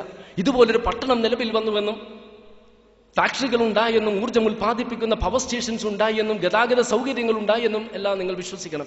ഈ കഥ നിങ്ങൾക്ക് വിശ്വസിക്കുവാൻ സാധിക്കില്ല എങ്കിൽ പരിണാമവാദവും നിങ്ങൾക്ക് വിശ്വസിക്കാൻ സാധിക്കില്ല. കാരണം ഒരു പട്ടണത്തെക്കാൾ സങ്കീർണമാണ് ഒരു ശരീരത്തിന്റെ ഉള്ളിലെ കോടാനുകോടി കോശങ്ങളിൽ ഒരു കോശത്തിന്റെ ഉള്ളിലെ ഘടന. അതിലൊരുപാട് കെട്ടിടങ്ങളുണ്ട്. അതിനെ നാം പ്രോട്ടീൻ മോളിക്യൂളുകൾ എന്ന് വിളിക്കുന്നു. അതിന്റെ ഉള്ളിൽ ഒരുപാട് ഉപകെട്ടിടങ്ങളുണ്ട്. അതിനെ അമിനോ ആസിഡുകൾ എന്ന് വിളിക്കുന്നു. ശാസ്ത്ര സാങ്കേതിക വിജ്ഞാനങ്ങളുടെ ഉത്തുംഗതയിലേക്ക് കുതിച്ചുകൊണ്ടിരിക്കുന്ന ഈ കാലഘട്ടത്തിൽ പോലും യാദൃശ്ചികമായിട്ടൊരു കോശമുണ്ടാകും ശാസ്ത്രജ്ഞർക്ക് തെളിയിക്കാൻ സാധിക്കാത്ത സാഹചര്യത്തിൽ ഒരു കോശം പോയിട്ട് അതിലടങ്ങിയിട്ടുള്ള അനേകം പ്രോട്ടീൻ മോളിക്യൂളുകളിൽ ഒരു പ്രോട്ടീൻ മോളിക്യൂളെങ്കിലും യാദൃശ്ചികമായി ഉണ്ടാകുമെന്ന് ശാസ്ത്രത്തിന് തെളിയിക്കാൻ സാധിക്കാത്ത സാഹചര്യത്തിൽ ഒരു പ്രോട്ടീൻ മോളിക്യൂൾ പോയിട്ട് അതിലടങ്ങിയിട്ടുള്ള അനേകം അമിനോ ആസിഡുകളിൽ ഒരു അമിനോ ആസിഡെങ്കിലും യാദൃശ്ചികമായി ഉണ്ടാകുമെന്ന് ശാസ്ത്രത്തിന് തെളിയിക്കാൻ സാധിക്കാത്ത സാഹചര്യത്തിൽ എങ്ങനെയാണ് ഇത്ര സങ്കീർണമായ മനുഷ്യനുണ്ടായെന്ന് പറയുന്നത്? കോടിക്കണക്കിന് വർഷങ്ങളായിട്ട് പർവ്വതങ്ങളിൽ മഴ പെയ്തിട്ടും മൈക്കലാഞ്ചലോ കൊത്തിവെച്ചതുപോലെ ഒരു പ്രതിമയുണ്ടായിട്ടില്ല. ഇന്ന് ക്ലോണിങ്ങിന്റെ യുഗത്തിലാണ്. പലരും പറയുന്നു ക്ലോണിങ്ങിലൂടെ ശാസ്ത്രജ്ഞർ മനുഷ്യനെ സൃഷ്ടിക്കുന്നു. ജനിപ്പിക്കുന്നു, സൃഷ്ടിക്കുന്നില്ല. എന്താണ് സൃഷ്ടിക്കുക എന്നതും ജനിപ്പിക്കുക എന്നതും തമ്മിലുള്ള വ്യത്യാസം? ഒരു മരത്തിന്റെ കസേര ഒരു ആശാരി ഉണ്ടാക്കിയാൽ ആശാരി മരത്തിന്റെ കസേര സൃഷ്ടിച്ചെന്ന് പറയില്ല, ഉണ്ടാക്കിയെന്ന് പറയുള്ളൂ. മരം അല്ലാഹു സൃഷ്ടിച്ചതാണ്. ഒരു ശരീരത്തിലുള്ള കോടാനുകോടി കോശങ്ങളിലെ ഒരു കോശത്തിന്റെ ഉള്ളിലെ ന്യൂക്ലിയസ് എടുത്തിട്ട് അതിന്റെ ഇണയുടെ അണ്ഡത്തിന്റെ ന്യൂക്ലിയസ് കളഞ്ഞ് അതിൽ നിക്ഷേപിച്ച് സിക്താണ്ഡമുണ്ടാക്കി ഇണയുടെ ഗർഭപാത്രത്തിൽ നിക്ഷേപിച്ച് ശാസ്ത്രജ്ഞർ കുഞ്ഞിനെ ജനിപ്പിക്കുന്നു. അങ്ങനെ ജനിക്കുന്ന കുഞ്ഞിന് സാദൃശ്യമുണ്ടാകും, ആള് വേറെയാണ്. പക്ഷെ ഇത് പറയാനൊരു കാരണമുണ്ട്. ലക്ഷക്കണക്കിന് വർഷങ്ങൾക്ക് മുൻപ് മരിച്ചുപോയൊരു മനുഷ്യന്റെ തലമുടിയിൽ നിന്നൊരു കോശമെങ്കിലും കിട്ടുമെങ്കിൽ ക്ലോണിങ്ങിലൂടെ അതുപോലെ ഒരാളെ സൃഷ്ടിക്കാൻ കഴിയുമോ എന്ന് ജനിപ്പിക്കാൻ കഴിയുമോ എന്ന് ശാസ്ത്രജ്ഞർ ഗവേഷണം നടത്തിക്കൊണ്ടിരിക്കുന്ന ഈ ആധുനിക കാലഘട്ടത്തിൽ എല്ലാം സൃഷ്ടിച്ച പ്രപഞ്ചനാഥനായ സൃഷ്ടാവിന് മണ്ണായി തീർന്ന മനുഷ്യനെ, ചാരമായി തീർന്ന മനുഷ്യനെ വീണ്ടും സൃഷ്ടിക്കാൻ കഴിയില്ല എന്ന് എങ്ങനെയാണ് പറയാൻ സാധിക്കുന്നത്? അവിടെയാണ് ഖുർആൻ പറയുന്നത്, ആദ്യമായിട്ട് നാമാണ് സൃഷ്ടിച്ചത് എങ്കിൽ വീണ്ടും നമ്മെ കൊണ്ട് സൃഷ്ടിക്കാൻ കഴിയുമെന്ന്. ചുരുക്കത്തിൽ മരണമൊരു യാഥാർത്ഥ്യമാണെന്നതുപോലെ, ലോകാവസാനം ഒരു യാഥാർത്ഥ്യമാണെന്നതുപോലെ, ഖബറുകളിൽ മണ്ണായി തീർന്ന മനുഷ്യനെ വീണ്ടും അല്ലാഹുവിന് സൃഷ്ടിക്കാൻ കഴിയുമെന്നതും ഒരു യാഥാർത്ഥ്യമാണ്. സൗരയുദ്ധ വ്യവസ്ഥയിലെ വിശാലമായ ശ്മശാനത്തിൽ സകലമാന സൗഭാഗ്യങ്ങളോടും നിർഭാഗ്യങ്ങളോടും കൂടി എന്നേക്കുമായി അവസാനിക്കുന്നതാണ് മനുഷ്യ ജീവിതമെന്ന് നിരീശ്വരവാദികൾ പറയുമ്പോൾ, സമകാലിക ലോകത്തിനപ്പുറത്ത് പ്രവിശാലമായൊരു ലോകമുണ്ടെന്നും മനുഷ്യന്റെ സ്വപ്നങ്ങളും സങ്കല്പങ്ങളും സാക്ഷാത്കരിക്കുവാൻ സാധിക്കുന്ന പ്രവിശാലമായ ലോകത്തിലേക്കുള്ള യാത്ര മാത്രമാണ് മരണമെന്നും ജീവിതത്തിന്റെ പരിസമാപ്തിയല്ല എന്നും ഈശ്വര വിശ്വാസികൾ പറയുന്നു. മരണസമയത്ത് മനുഷ്യനിൽ നിന്ന് പുറത്തു പോകുന്ന ആത്മാവിനെ ആരും കണ്ടിട്ടില്ലാത്തത് കൊണ്ട് ആത്മാവില്ല എന്ന് നിരീശ്വരവാദികൾ വാദിക്കുമ്പോൾ, മനുഷ്യൻ ജീവിച്ചിരിക്കുമ്പോൾ അവനുണ്ടായിട്ടുള്ള തോട്ട്സ്, ചിന്തകൾ ആരും കണ്ടിട്ടില്ല, തൊട്ടു നോക്കിയിട്ടില്ല. ചിന്ത ഒരു യാഥാർത്ഥ്യമാണ് എങ്കിൽ ആത്മാവും ഒരു യാഥാർത്ഥ്യമാണെന്ന് ഈശ്വര വിശ്വാസികൾ സമർത്ഥിക്കുന്നു. മരണത്തോടെ അവസാനിക്കുന്നതാണ് ജീവിതമെന്ന് നിരീശ്വരവാദികൾ വാദിക്കുമ്പോൾ, ആറ്റം പരമാണു നശിക്കുമ്പോഴാണ് അതിന്റെ യഥാർത്ഥ ശക്തി പ്രകടമാകുന്നത്. അതുപോലെ മരണാനന്തരമാണ് യഥാർത്ഥ ജീവിതം ആരംഭിക്കുന്നതെന്ന് ഈശ്വര വിശ്വാസികൾ വാദിക്കുന്നു. ഇഹലോകം പരലോകം എന്നിങ്ങനെ രണ്ടില്ല എന്ന് നിരീശ്വരവാദികൾ വാദിക്കുമ്പോൾ, അള്ളാഹു എല്ലാം ഇണകളായിട്ടാണ് സൃഷ്ടിച്ചതെന്നും positive negative electron proton day night male female എന്നതുപോലെ ഇഹലോകത്തിന് ബദലായൊരു പരലോകമുണ്ടെന്ന് ഈശ്വര വിശ്വാസികൾ സമർത്ഥിക്കുന്നു. മരണശേഷം നമുക്ക് വേദന അനുഭവപ്പെടുകയോ ആഹ്ലാദം അനുഭവപ്പെടുകയോ ചെയ്യുകയില്ല എന്ന് നിരീശ്വരവാദികൾ വാദിക്കുമ്പോൾ, മരണവുമായി അഭേദ്യ ബന്ധമുള്ള ഉറക്കത്തിൽ കണ്ണുകൾ അടഞ്ഞു കിടക്കുമ്പോഴും നാം കാണാറില്ലേ? കൈകൾ നിശ്ചലമായിരിക്കുമ്പോഴും നാം പ്രവർത്തിക്കാറില്ലേ? കാലുകൾ നിശ്ചലമായിരിക്കുമ്പോഴും നാം നടക്കാറില്ലേ? നമുക്ക് വേദന അനുഭവപ്പെടാറില്ലേ? ആഹ്ലാദം അനുഭവപ്പെടാറില്ലേ? ഇത് തന്നെയാണ് പരലോകത്തിൽ വീണ്ടും അള്ളാഹു സൃഷ്ടിക്കുമെന്നതിന്റെ ഏറ്റവും വലിയ തെളിവെന്ന് ഈശ്വര വിശ്വാസികൾ സമർത്ഥിക്കുന്നു. ഒരു വ്യക്തി ഒരാളെ വധിച്ചാൽ അയാളെ തൂക്കിക്കൊല്ലാം. ആയിരക്കണക്കിന് ആളുകളെ വധിച്ച ക്രൂരരായിട്ടുള്ള ഭരണാധികാരികൾക്ക് ആയിരക്കണക്കിന് വധശിക്ഷകൾ നൽകാൻ പ്രപഞ്ചനാഥനായ സൃഷ്ടാവിന് മാത്രമേ സാധിക്കുകയുള്ളൂ. ഞാൻ ആരെയെങ്കിലും നിങ്ങൾ അപമാനിച്ചാൽ നിങ്ങളുടെ മനസ്സുകളിൽ ഉണ്ടാക്കുന്ന നൊമ്പരം വളർന്ന് അതിനനുസൃതമായ ഒരു ശിക്ഷ എനിക്ക് നൽകുവാൻ പ്രപഞ്ചനാഥനായ സൃഷ്ടാവിനെ സാധിക്കുകയുള്ളൂ. ചുരുക്കത്തിൽ മരണം ഒരു യാഥാർത്ഥ്യമാണെന്നതുപോലെ, ലോകാവസാനം ഒരു യാഥാർത്ഥ്യമാണെന്നതുപോലെ, ഖബറുകളിൽ മണ്ണായി തീർന്ന മനുഷ്യനെ വീണ്ടും അള്ളാഹുവിനെ സൃഷ്ടിക്കാൻ കഴിയുമെന്നതും ഒരു യാഥാർത്ഥ്യമാണെന്നതുപോലെ, ഇഹലോകത്തിന് ബദലായൊരു പരലോകമുണ്ടെന്നും ഒരു യാഥാർത്ഥ്യമാണ്. അപ്പോൾ അടുത്ത ഘട്ടത്തിലേക്ക് കടക്കണം. അള്ളാഹു വിശുദ്ധ ഖുർആനിലെ 23-ാം അധ്യായത്തിൽ 115-ാം വചനത്തിൽ പറയുന്നു, നിങ്ങളെ കളിതമാശക്ക് സൃഷ്ടിച്ചതാണെന്ന് നിങ്ങൾ കരുതുന്നുവോ? നമ്മിലേക്ക് മടക്കപ്പെടില്ലെന്ന് അള്ളാഹു പറയുകയാണ്. വ്യക്തമായ ഉദ്ദേശ ലക്ഷ്യത്തോടു കൂടിയാണ് നിങ്ങളെ നാം സൃഷ്ടിച്ചത്, നമ്മിലേക്ക് നിങ്ങൾ മടക്കപ്പെടുമെന്ന്. അപ്പോൾ എന്തിനാണ് അള്ളാഹു നമ്മെ സൃഷ്ടിച്ചത്? അത് മനസ്സിലാക്കിയാൽ യഥാർത്ഥത്തിലുള്ള മാനവമോചനമുണ്ടല്ലോ, ഈ സന്ദേശത്തിന്റെ പ്രമേയമുണ്ടല്ലോ, യഥാർത്ഥത്തിലുള്ള മരണാനന്തര വിജയം കരസ്ഥമാക്കാൻ സാധിക്കുകയുള്ളൂ. 67-ാം അധ്യായത്തിലെ 2-ാം വചനത്തിൽ അള്ളാഹു പറയുന്നുണ്ട്, അല്ലദീ ഖലഖൽ മൗത വൽ ഹയാത ലിയബ്ലുവക്കും അയ്യുക്കും അഹ്സനു അമല. നിങ്ങളിൽ ആരാണ് സൽക്കർമ്മങ്ങൾ അധികരിപ്പിക്കുന്നത് എന്നറിയാൻ ജീവിതവും മരണവും സൃഷ്ടിച്ചവനാണ് അള്ളാഹു. അപ്പോൾ സൽക്കർമ്മങ്ങൾ ചെയ്യാനാണ് അള്ളാഹു നമ്മെ സൃഷ്ടിച്ചിരിക്കുന്നത്. എങ്കിൽ എന്താണ് സൽക്കർമ്മം? ലാ ഇലാഹ ഇല്ലല്ലാഹ്, ആരാധനക്കർഹനാരുമല്ല ഏകനായ അല്ലാഹുവല്ലാതെ എന്നതാണ് ഏറ്റവും ഉന്നതമായ സൽക്കർമ്മം. ഇയ്യാക നഅ്ബുദു വഇയ്യാക നസ്തഈൻ, അവനോട് മാത്രം പ്രാർത്ഥിക്കുക, അവനോട് മാത്രം ദൈവിക സഹായം തേടുക, അവനെ മാത്രം ആരാധിക്കുക. അതാണ് ഏറ്റവും വലിയ സൽക്കർമ്മം. അവൻ നിയോഗിച്ച പ്രവാചകരെ സ്നേഹിക്കുകയും അനുസരിക്കുകയും ബഹുമാനിക്കുകയും ചെയ്യുക, അത് സൽക്കർമ്മമാണ്. അന്ത്യദിനത്തിലും പരലോകത്തിലും വിശ്വസിക്കുക, അത് സൽക്കർമ്മമാണ്. അള്ളാഹു ആഗ്രഹിക്കുന്നിടത്ത് നിങ്ങളെ കാണുകയും വെറുക്കുന്നിടത്ത് നിങ്ങളെ കാണാതിരിക്കുകയും ചെയ്യുക. നിരപരാധികളെ വധിക്കാതിരിക്കുക, വഞ്ചിക്കാതിരിക്കുക, വ്യഭിചരിക്കാതിരിക്കുക, സ്വവർഗരതിയിൽ ഏർപ്പെടാതിരിക്കുക, അളവ് തൂക്കത്തിൽ വ്യതിയാനം വരുത്താതിരിക്കുക, കൃത്രിമക്ഷാമം ഉണ്ടാക്കാതിരിക്കുക, സ്ത്രീകളെ സംബന്ധിച്ച് പരദൂഷണം പറയാതിരിക്കുക. അങ്ങനെ ഒരുപാട് കാര്യങ്ങൾ ചെയ്യുന്നതാണ് സൽക്കർമ്മം. തിന്മകളിൽ നിന്ന് മാറി നിൽക്കുക, നന്മകൾ പ്രവർത്തിക്കുക. ഇത് മറ്റുള്ളവർ ചെയ്താൽ പോരാ, നാം തന്നെ ചെയ്യണം. കാരണം വിശുദ്ധ ഖുർആൻ 2-ാം അധ്യായത്തിലെ 134-ാം വചനത്തിൽ പറയുന്നു, ലഹാ മാ കസബതു വലക്കും മാ കസബ്തും വലാ തുസ്അലൂന അമ്മാ കാനൂ യഅമലൂൻ. അവർ ചെയ്തത് അവർക്കുണ്ട്, നിങ്ങൾ ചെയ്തത് നിങ്ങൾക്കുണ്ട്. അവർ ചെയ്തതിനെ സംബന്ധിച്ച് നിങ്ങൾ ചോദ്യം ചെയ്യപ്പെടില്ലെന്ന്. 53-ാം അധ്യായത്തിലെ 38-ാം വചനത്തിൽ ഖുർആൻ പറയുന്നില്ലേ, അല്ലാ തസിറു വാസിറത്തുൻ വിസ്റ ഉഖ്റാ. ഒരാൾ മറ്റൊരാളുടെ പാപഭാരം ഏറ്റെടുക്കേണ്ടതില്ല. ഇത് തന്നെയാണ് മറ്റു മതഗ്രന്ഥങ്ങളും പറയുന്നത്. ബൈബിളിൽ ആവർത്തന പുസ്തകം 24-ാം അധ്യായത്തിലെ 16-ാം വചനത്തിൽ പറയുന്നുണ്ടല്ലോ, പിതാവിന്റെ തെറ്റിന് പുത്രനോ പുത്രന്റെ തെറ്റിന് പിതാവോ ശിക്ഷ അനുഭവിക്കേണ്ടതില്ല. നല്ലവന്റെ നന്മ അവനിലും തിന്മ പ്രവർത്തിക്കുന്നവന്റെ തിന്മ അവനിലുമാണ് എന്ന് ഭാഗവതം പറയുന്നുണ്ട്. അപ്രേത ലോകത്തിനീശനായി വാഴുന്ന മൂപ്പർ പുകഴ്ന്നിടും നീതിമാനാം യമൻ. ചത്തിടും പ്രാണിവർഗങ്ങളെ സ്വന്തമാം ഭൃത്യരെ കൊണ്ടു പിടിപ്പിച്ചു സത്വരം.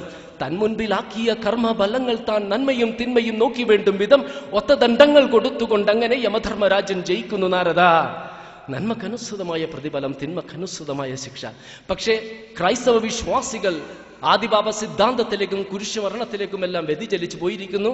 ഹൈന്ദവ സഹോദരങ്ങൾ പുനർജന്മ സിദ്ധാന്തത്തിലേക്കും, അത് മറ്റൊരു കാര്യം. പക്ഷേ ഈ മതങ്ങളെല്ലാം ഉണർത്തുന്ന ഒരു യാഥാർത്ഥ്യമുണ്ട്. നന്മക്കനുസൃതമായ പ്രതിഫലവും തിന്മക്കനുസൃതമായ ശിക്ഷയും നൽകപ്പെടുക തന്നെ ചെയ്യുമെന്ന്. അവിടെയും നമുക്ക് സംശയമാണ്, എങ്ങനെയാണ് രഹസ്യമായി നാം ചെയ്ത കാര്യങ്ങൾ അള്ളാഹുവിന് കാണാൻ സാധിക്കുന്നത്? എങ്ങനെയാണ് രഹസ്യമായി നാം പറഞ്ഞ കാര്യങ്ങൾ അള്ളാഹുവിന് കേൾക്കാൻ സാധിക്കുന്നത്? എങ്ങനെയാണ് ഇതെല്ലാം നമ്മുടെ മുൻപിൽ അള്ളാഹുവിന് വീണ്ടും പ്രദർശിപ്പിക്കാൻ കഴിയുന്നത്? ഒരുപാട് സംശയം ഒഴിഞ്ഞിട്ട് നേരമില്ല. പഴയ ആളുകൾക്ക് അത്തരത്തിലുള്ള സംശയങ്ങൾ ഉണ്ടായിരുന്നില്ല. ഒരു പ്രാവശ്യം മഹാനായ ഉമർ ബിൻ ഖത്താബ് റളിയല്ലാഹു അൻഹു നോക്കുമ്പോൾ ഒരാൾ ഒട്ടകത്തിൽ കയറുകയും ഇറങ്ങുകയും ചെയ്യുന്നു. ഒരു അതിയായ വിഷമം ചോദിച്ചപ്പോൾ വിശുദ്ധ ഖുർആനിൽ 52-ാം അധ്യായത്തിലെ 7-8 വചനങ്ങൾ അദ്ദേഹം ഉദ്ധരിച്ചു. ഇന്ന അദാബ റബ്ബിക ലവാഖി മാ ലഹു മിൻ ദാഫിയ. അല്ലാഹുവിൽ നിന്നുള്ള ശിക്ഷ സംഭവിക്കുക തന്നെ ചെയ്യും, അത് തടയാൻ ആരെക്കൊണ്ടും പറ്റില്ല. ഒരിക്കൽ അലി റളിയല്ലാഹു അൻഹു പറയുകയുണ്ടായി, എന്റെ കൺമുൻപിൽ സ്വർഗവും നരകവും നിരന്തരം പ്രദർശിപ്പിച്ചാലും ഇന്ന് ഞാൻ ജീവിക്കുന്നതിൽ നിന്നും വ്യത്യസ്തമായിട്ട് ജീവിക്കില്ല. ആളുകൾ അത്ഭുതത്തോടെ ചോദിച്ചു, എന്തുകൊണ്ട്? അലി റളിയല്ലാഹു അൻഹു പറഞ്ഞു, സ്വർഗവും നരകവും എന്റെ കൺമുൻപിൽ നിരന്തരം കണ്ടുകൊണ്ട് തന്നെയാണ് ഞാൻ സൂക്ഷ്മതയോടെ ജീവിക്കുന്നത് എന്ന്. അതിനേക്കാൾ ഒരുപാട് തെളിവുകൾ ആധുനിക മനുഷ്യനാണുള്ളത്. മാല മോഷ്ടിച്ച മോഷ്ടാവ് തൊണ്ടി സാധനം പിടിക്കപ്പെടാതിരിക്കാൻ മാല വിഴുങ്ങുകയും അയാളുടെ വയർ എക്സ്റേക്ക് വിധേയമാക്കി തൊണ്ടി സാധനം കണ്ടെത്തി അയാളെ ശിക്ഷിച്ച സംഭവത്തെ സംബന്ധിച്ചറിയാവുന്ന ആധുനിക മനുഷ്യൻ. വിമാനത്താവളങ്ങളിൽ സ്ഫോടക വസ്തുക്കളും ലഹരി പദാർത്ഥങ്ങളുമായിട്ട് പോകുന്ന ആളുകളെ സ്കാനിംഗ് യന്ത്രങ്ങളിലൂടെ പിടികൂടി അവരെ ശിക്ഷിക്കുന്ന സംഭവത്തെ സംബന്ധിച്ച് അറിയാവുന്ന ആധുനിക മനുഷ്യൻ എങ്ങനെയാണ് യാ ബുനയ്യ ഇന്നഹാ ഇൻ തകും മിത്കാല ഹബ്ബത്തിൻ മിൻ ഖർദലിൻ ഫതകുൻ ഫീ സുഹറതി ഔ ഫിസ് സമാവാതി ഔ ഫിൽ അർദി യഅതി ബില്ലാഹ്. എൻ്റെ പൊന്നു മോനെ, അതൊരു ധാന്യമണിയുടെ അത്രയുള്ളതാണെങ്കിലും അത് പർവ്വതത്തിലോ ഭൂമിയിലോ ഒളിപ്പിച്ചു വെച്ചാലും അള്ളാഹു പുറത്തു കൊണ്ടുവരിക തന്നെ ചെയ്യുമെന്ന വിശുദ്ധ ഖുർആനിലെ 31-ാം അധ്യായത്തിലെ 16-ാം വചനത്തെ പരിഹസിക്കാൻ കഴിയുന്നത്? കുറച്ച് വർഷങ്ങൾക്ക് മുൻപ് ബോംബെയിലെ പ്രസിദ്ധനായ ഒരു നടൻ ഒരു നടിയെ ടെലഫോണിൽ വിളിച്ച് ഭീഷണിപ്പെടുത്തിയത് പോലീസുകാർ ചോർത്തിയെടുത്ത് പ്രസിദ്ധീകരിച്ചത് ഒരുപാട് കോളിളക്കങ്ങൾ ഉണ്ടാക്കി. നാം നടത്തുന്ന ടെലിഫോൺ കോളുകളും ഇമെയിലുകളും ഭരണകൂടങ്ങൾ ചോർത്തുന്നു എന്ന യാഥാർത്ഥ്യം അറിയാവുന്ന ആധുനിക മനുഷ്യൻ എങ്ങനെയാണ് അള്ളാഹു എല്ലാം കേട്ടുകൊണ്ടിരിക്കുന്നു എന്ന ഖുർആന്റെ മുന്നറിയിപ്പിനെ പരിഹസിക്കാൻ കഴിയുന്നത്?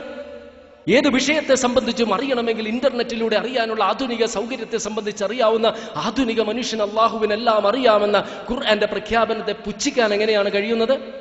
ഒരുപാട് ഗ്രന്ഥങ്ങളിൽ സൂക്ഷിക്കാവുന്ന കാര്യവിവരങ്ങൾ ചെറിയ പെൻഡ്രൈവുകളിൽ സൂക്ഷിക്കാവുന്ന ആധുനിക യുഗത്തിൽ ജീവിക്കുന്ന നമ്മെ സംബന്ധിച്ചിടത്തോളം മലക്കുകൾ നമ്മുടെ പ്രവർത്തികൾ രേഖപ്പെടുത്തുന്നു എന്ന ഖുർആന്റെ പ്രഖ്യാപനത്തെ എങ്ങനെയാണ് കളിയാക്കാൻ കഴിയുന്നത്? പണ്ട് ചോദിക്കാറുണ്ട്, എങ്ങനെയാണ് ഒരുപാട് ഗ്രന്ഥങ്ങൾ വേണ്ടേ എന്ന്. ഭൂമിയിൽ നിന്ന് നാം ഇന്ന് ഉപഗ്രഹങ്ങൾ, സാറ്റലൈറ്റ്സ് അയക്കാറുണ്ട്. ഈ സാറ്റലൈറ്റ്സ് ഭൂമിയിൽ നിന്നും ലക്ഷക്കണക്കിന് മൈലുകൾ അകലെ സ്ഥിതി ചെയ്യുന്നു. അതിൽ ഘടിപ്പിച്ചിട്ടുള്ള റിമോട്ട് കൺട്രോൾ ക്യാമറകൾ ആ ചിത്രം ഒപ്പിയെടുത്ത് ഭൂമിയിലേക്ക് ടെലികാസ്റ്റ് ചെയ്യുകയാണ്. നമുക്കൊന്ന് സങ്കല്പിക്കാം, ഭൂമിയിൽ നിന്നും നാം ഒരു സാറ്റലൈറ്റ്, ഒരു കൃത്രിമ ഉപഗ്രഹം അയക്കുന്നു. അത് ഭൂമിയിൽ നിന്നും ലക്ഷക്കണക്കിന് മൈലുകൾ അകലെ സ്ഥിതി ചെയ്യുന്നു. അതിൽ ഘടിപ്പിച്ചിട്ടുള്ള റിമോട്ട് കൺട്രോൾ ക്യാമറ അവിടെ നിന്നും ലക്ഷക്കണക്കിന് മൈലുകൾ അകലെയുള്ള ഒരു ഗ്രഹത്തിലേക്ക്, ഒരു പ്ലാനറ്റിലേക്ക് തിരിച്ചു വെച്ചിരിക്കുന്നു. അവിടെ കുറച്ച് ജീവികളുണ്ട് എന്ന് സങ്കല്പിക്കുക. അതിലൊരു ജീവി ചുറ്റുപാടും നോക്കുന്നു, ആരുമില്ല. മറ്റേ ജീവിയെ ക്രൂരമായിട്ട് വധിക്കുന്നു. ആ ജീവി വിചാരിച്ചിരിക്കുന്നത് ആരും കണ്ടിട്ടില്ല എന്നതാണ്. എന്നാൽ അവിടെ നിന്നും ലക്ഷക്കണക്കിന് മൈലുകൾ അകലെ ശൂന്യാകാശത്ത് സ്ഥിതി ചെയ്യുന്ന ഭൂമിയിൽ നിന്ന് അയച്ചിട്ടുള്ള കൃത്രിമ സാറ്റലൈറ്റിൽ ഘടിപ്പിച്ചിട്ടുള്ള ക്യാമറ അത് ഒപ്പിയെടുക്കുകയും അവിടെ നിന്നും ലക്ഷക്കണക്കിന് മൈലുകൾ അകലെയുള്ള ഭൂമിയിലേക്ക് ടെലികാസ്റ്റ് ചെയ്യുകയും ഭൂമിയിലിരുന്ന് ചില മനുഷ്യരത് കാണുകയും ചെയ്യുന്നു. ഇത് നിസ്സാരനായ മനുഷ്യന് സാധിക്കാമെങ്കിൽ എല്ലാം സൃഷ്ടിച്ച പ്രപഞ്ചനാഥനായ സൃഷ്ടാവിന് നിസ്സാരമായിട്ട് സാധിക്കും. ഇന്ന് ഗൂഗിൾ എർത്ത് സെർച്ച് ഉണ്ട്. നമ്മുടെ വീട് അറിയണമെങ്കിൽ കമ്പ്യൂട്ടർ ഇന്റർനെറ്റിലൂടെ ഗൂഗിൾ എർത്ത് സെർച്ചിലൂടെ അറിയാൻ സാധിക്കും. ഇന്ന് അമേരിക്കയുടെയും മറ്റും കയ്യിൽ കോൺക്രീറ്റ് പാളികളെ തുളഞ്ഞുള്ളിൽ കാണുവാൻ സാധിക്കുന്ന ക്യാമറകളുണ്ട്. കുറച്ചു വർഷങ്ങൾ കഴിഞ്ഞാൽ മുറിക്കുള്ളിലും നമുക്കൊന്നും ചെയ്യാൻ പറ്റില്ല. ഇത് നിസ്സാരനായ മനുഷ്യന് സാധിക്കാമെങ്കിൽ എല്ലാം സൃഷ്ടിച്ച പ്രപഞ്ചനാഥനായ സൃഷ്ടാവിന് നിസ്സാരമായിട്ട് സാധിക്കാം. ട്രാഫിക് സിഗ്നൽ ലംഘിച്ച് മുന്നോട്ട് പോയ ഡ്രൈവറെ അടുത്ത ജംഗ്ഷനിൽ വെച്ച് പോലീസുകാരൻ തടഞ്ഞു നിർത്തി ചോദ്യം ചെയ്തപ്പോൾ ഞാൻ ട്രാഫിക് സിഗ്നൽ ലംഘിച്ചിട്ടില്ല എന്ന് അയാൾ കളവ് പറയുകയും അയാൾ ട്രാഫിക് സിഗ്നൽ ലംഘിക്കുന്നത് അയാൾ അറിയാതെ വീഡിയോയിൽ പകർത്തിയത് അയാളുടെ മുൻപിൽ പ്രദർശിപ്പിച്ച് അയാളെ ശിക്ഷിച്ച സംഭവത്തെ സംബന്ധിച്ച് അറിയാവുന്ന ആധുനിക മനുഷ്യൻ, വിവാഹ സദസ്സിൽ വെച്ച് മാല മോഷ്ടിച്ച മോഷ്ടാവിനെ വിവാഹത്തിന്റെ വീഡിയോയിലൂടെ കണ്ടെത്തി ശിക്ഷിച്ച സംഭവത്തെ സംബന്ധിച്ച് അറിയാവുന്ന ആധുനിക മനുഷ്യൻ എങ്ങനെയാണ് നാം ചെയ്ത പ്രവർത്തികൾ നാളെ നമ്മുടെ മുൻപിൽ പ്രദർശിപ്പിച്ച് ബോധ്യപ്പെടുത്തി ശിക്ഷിക്കുമെന്ന അള്ളാഹുവിന്റെ മുന്നറിയിപ്പിനെ പരിഹസിക്കാൻ കഴിയുന്നത്? കുറച്ചു വർഷങ്ങൾക്ക് മുൻപ് അമേരിക്കയിൽ നിന്ന് വന്നൊരു വനിത എന്നോട് പറയുകയുണ്ടായ, അവരുടെ മകൻ ലോകപ്രസിദ്ധമായ ഹാർവർഡ് യൂണിവേഴ്സിറ്റിയിലെ നിയമ വിദ്യാർത്ഥിയായിരിക്കെ ഇസ്ലാമിക നിയമത്തെ സംബന്ധിച്ച് പരിഹസിച്ച് സംസാരിച്ചപ്പോൾ ഈ മാതാവ് പറഞ്ഞു, നാം സാധാരണ സ്വയം രക്ഷപ്പെടാനായിട്ട് കളവ് പറയും, മറ്റുള്ളവരെ ശിക്ഷിക്കാനായിട്ടും കളവ് പറയും. എന്നാൽ പ്രവർത്തിച്ച ആ അവയവത്തെ കൊണ്ടത് പറയിപ്പിച്ച് നമ്മെ ബോധ്യപ്പെടുത്തിയ ശേഷം ശിക്ഷിക്കുന്ന ഇസ്ലാമിന്റെ നീതിബോധത്തിന്റെ അടുത്തെങ്കിലും നിങ്ങളുടെ നീതിബോധം വരുമോ എന്ന് ചോദിച്ചപ്പോൾ അമ്പരന്നുപോയ നിയമവിദ്യാർത്ഥി മുറിയിൽ നിന്നും ഇറങ്ങിപ്പോയൊരു സംഭവം അവർ വിവരിക്കുകയുണ്ടായി. ഇന്ന ഫീ ദാലിക ലആയതൻ ലിഖൗമിൻ യതഫക്കറൂൻ. ഇതെല്ലാം ഒരുപാട് ദൃഷ്ടാന്തമാണ്. ഇന്നഹു ലതൻസീലു റബ്ബിൽ ആലമീൻ. ഇത് ലോകങ്ങളുടെ നാഥനായ രക്ഷിതാവിൽ നിന്നും അവതീർണമായ വേദഗ്രന്ഥമാണ്, സൃഷ്ടാവിന്റെ സന്ദേശമായ വിശുദ്ധ ഖുർആൻ എന്നതിനെ സംബന്ധിച്ച് യാതൊരു സംശയം നിങ്ങൾക്ക് വേണ്ട. അനാഥനായി പിറന്ന് ദരിദ്രനായി വളർന്ന് ആടുകളെ മേയിച്ച് ജീവിച്ച സാധാരണക്കാരനായി മനുഷ്യൻ, ശാസ്ത്രമോ സാഹിത്യമോ ചരിത്രമോ നിയമമോ പറഞ്ഞിട്ടില്ലാത്ത വ്യക്തി 40-ാം വയസ്സിൽ ഹീറാ ഗുഹയിൽ നിന്നും പുറത്തു വന്ന ശേഷം അന്നത്തെ അറബി സാഹിത്യകാരന്മാരെ അമ്പരപ്പിക്കുകയും അന്താളിപ്പിക്കുകയും ചെയ്ത് അറബി സാഹിത്യത്തിൽ സംസാരിക്കുന്നു. ഭ്രൂണശാസ്ത്രത്തെ സംബന്ധിച്ച് യാതൊന്നും അറിയാത്ത വ്യക്തി, നഗ്നനേത്രങ്ങൾ കൊണ്ട് കാണുവാൻ സാധിക്കാത്ത ബീജത്തെയും അണ്ടത്തെയും ബീജവും അണ്ടവും കൂടിച്ചേർന്ന സിക്താണ്ഡത്തെയും സിക്താണ്ഡം വിഭജിച്ചുണ്ടാകുന്ന അടിസ്ഥാന കോശങ്ങളെയും ഭ്രൂണത്തിന്റെ വളർച്ചയുടെ വിവിധ ഘട്ടങ്ങളെയും സംബന്ധിച്ച് പറയുന്നു. ശാസ്ത്രത്തെ സംബന്ധിച്ച് യാതൊന്നും അറിയാത്ത വ്യക്തി പ്രപഞ്ചത്തെയും പ്രപഞ്ചത്തിന്റെ ആരംഭത്തെയും ഗുരുത്വാകർഷണ ശക്തിയെയും പർവ്വതങ്ങൾ ഭൂമിയുടെ ആഴങ്ങളിലെ കണ്ടിറങ്ങിയതിനെയും ആധുനിക സബ്മറൈൻസ് ഉപയോഗിച്ച് മാത്രം കണ്ടെത്തിയ സാഗരങ്ങളുടെ ആഴങ്ങളിൽ അന്ധകാരങ്ങളെയും സംബന്ധിച്ച് പറയുകയും അത്ഭുതകരമെന്ന് പറയട്ടെ, 7-ാം നൂറ്റാണ്ടിൽ അദ്ദേഹം പറഞ്ഞത് ആധുനിക ശാസ്ത്ര വസ്തുതകളുമായിട്ട് യോജിക്കുന്നു. നിയമം പഠിച്ചിട്ടില്ലാത്ത വ്യക്തി മനുഷ്യ സമത്വം, നിയമത്തിന് മുൻപിലുള്ള സമത്വം, സ്ത്രീകളുടെ അവകാശങ്ങൾ, അഗതികളുടെ അവകാശങ്ങൾ, യുദ്ധ തടവുകാരുടെ അവകാശങ്ങൾ, അങ്ങനെ ഒട്ടേറെ അവകാശങ്ങളെ സംബന്ധിച്ച് പറയുകയും 1948 ഐക്യരാഷ്ട്രസഭ United Nations Universal Declaration of Human Rights സാർവദേശീയ മനുഷ്യാവകാശ പ്രഖ്യാപനത്തിലൂടെ ഇതെല്ലാം അനശ്വര നിയമങ്ങളായിട്ട് അംഗീകരിക്കുന്നു. ചരിത്രം പഠിച്ചിട്ടില്ലാത്ത വ്യക്തി അദ്ദേഹം ഈ ഭൂമിയിൽ പിറക്കുന്നതിനും നൂറ്റാണ്ടുകൾക്ക് മുൻപ് മൺമറഞ്ഞുപോയ പട്ടണങ്ങളെയും ജനസമൂഹങ്ങളെയും സംബന്ധിച്ച് പറയുകയും സാറ്റലൈറ്റിലൂടെ അതിനെ സംബന്ധിച്ച് സൂചനകൾ ലഭിക്കുന്നു. അദ്ദേഹം ഈ ലോകത്ത് പിറക്കുന്നതിനും നൂറ്റാണ്ടുകൾക്ക് മുൻപ് പ്രപഞ്ചനാഥനായ സൃഷ്ടാവ് ചെങ്കടലിൽ മുങ്ങി മരിച്ച് ആ ഫിർഔൻ എന്ന ക്രൂരനായ ഏകാധിപതിയായ അവന്റെ ശരീരം വരും തലമുറകൾക്ക്, ജനസമൂഹങ്ങൾക്ക് ഒരു ദൃഷ്ടാന്തമായി സൂക്ഷിച്ചു വെച്ചിരിക്കുന്നു എന്ന് അദ്ദേഹം പറയുകയും 1 നൂറ്റാണ്ടിന് മുൻപ് ഈജിപ്തിലെ കിങ്സ് വാലിയിൽ നിന്ന് അത് കണ്ടെത്തുകയും ചെയ്യുന്നു. ഒരു സാധാരണ മനുഷ്യൻ ഒരിക്കലും പറയാൻ സാധിക്കാത്ത കാര്യങ്ങൾ 7-ാം നൂറ്റാണ്ടിൽ എങ്ങനെയാണ് നിരക്ഷരനായ ഒരു മനുഷ്യന് പറയാൻ സാധിച്ചത്? ആ പറയുന്ന വ്യക്തി പറയുന്നു, ഇതിന്റെ ക്രെഡിറ്റ് എനിക്ക് വേണ്ട, ഇതെല്ലാം പ്രപഞ്ചനാഥനായ സൃഷ്ടാവിൽ നിന്നുള്ള വചനങ്ങളാണ് എന്ന്. ഒരിക്കൽ പോലും കളവ് പറയാത്ത വ്യക്തിയെ എന്തിനു നാം സംശയിക്കണം?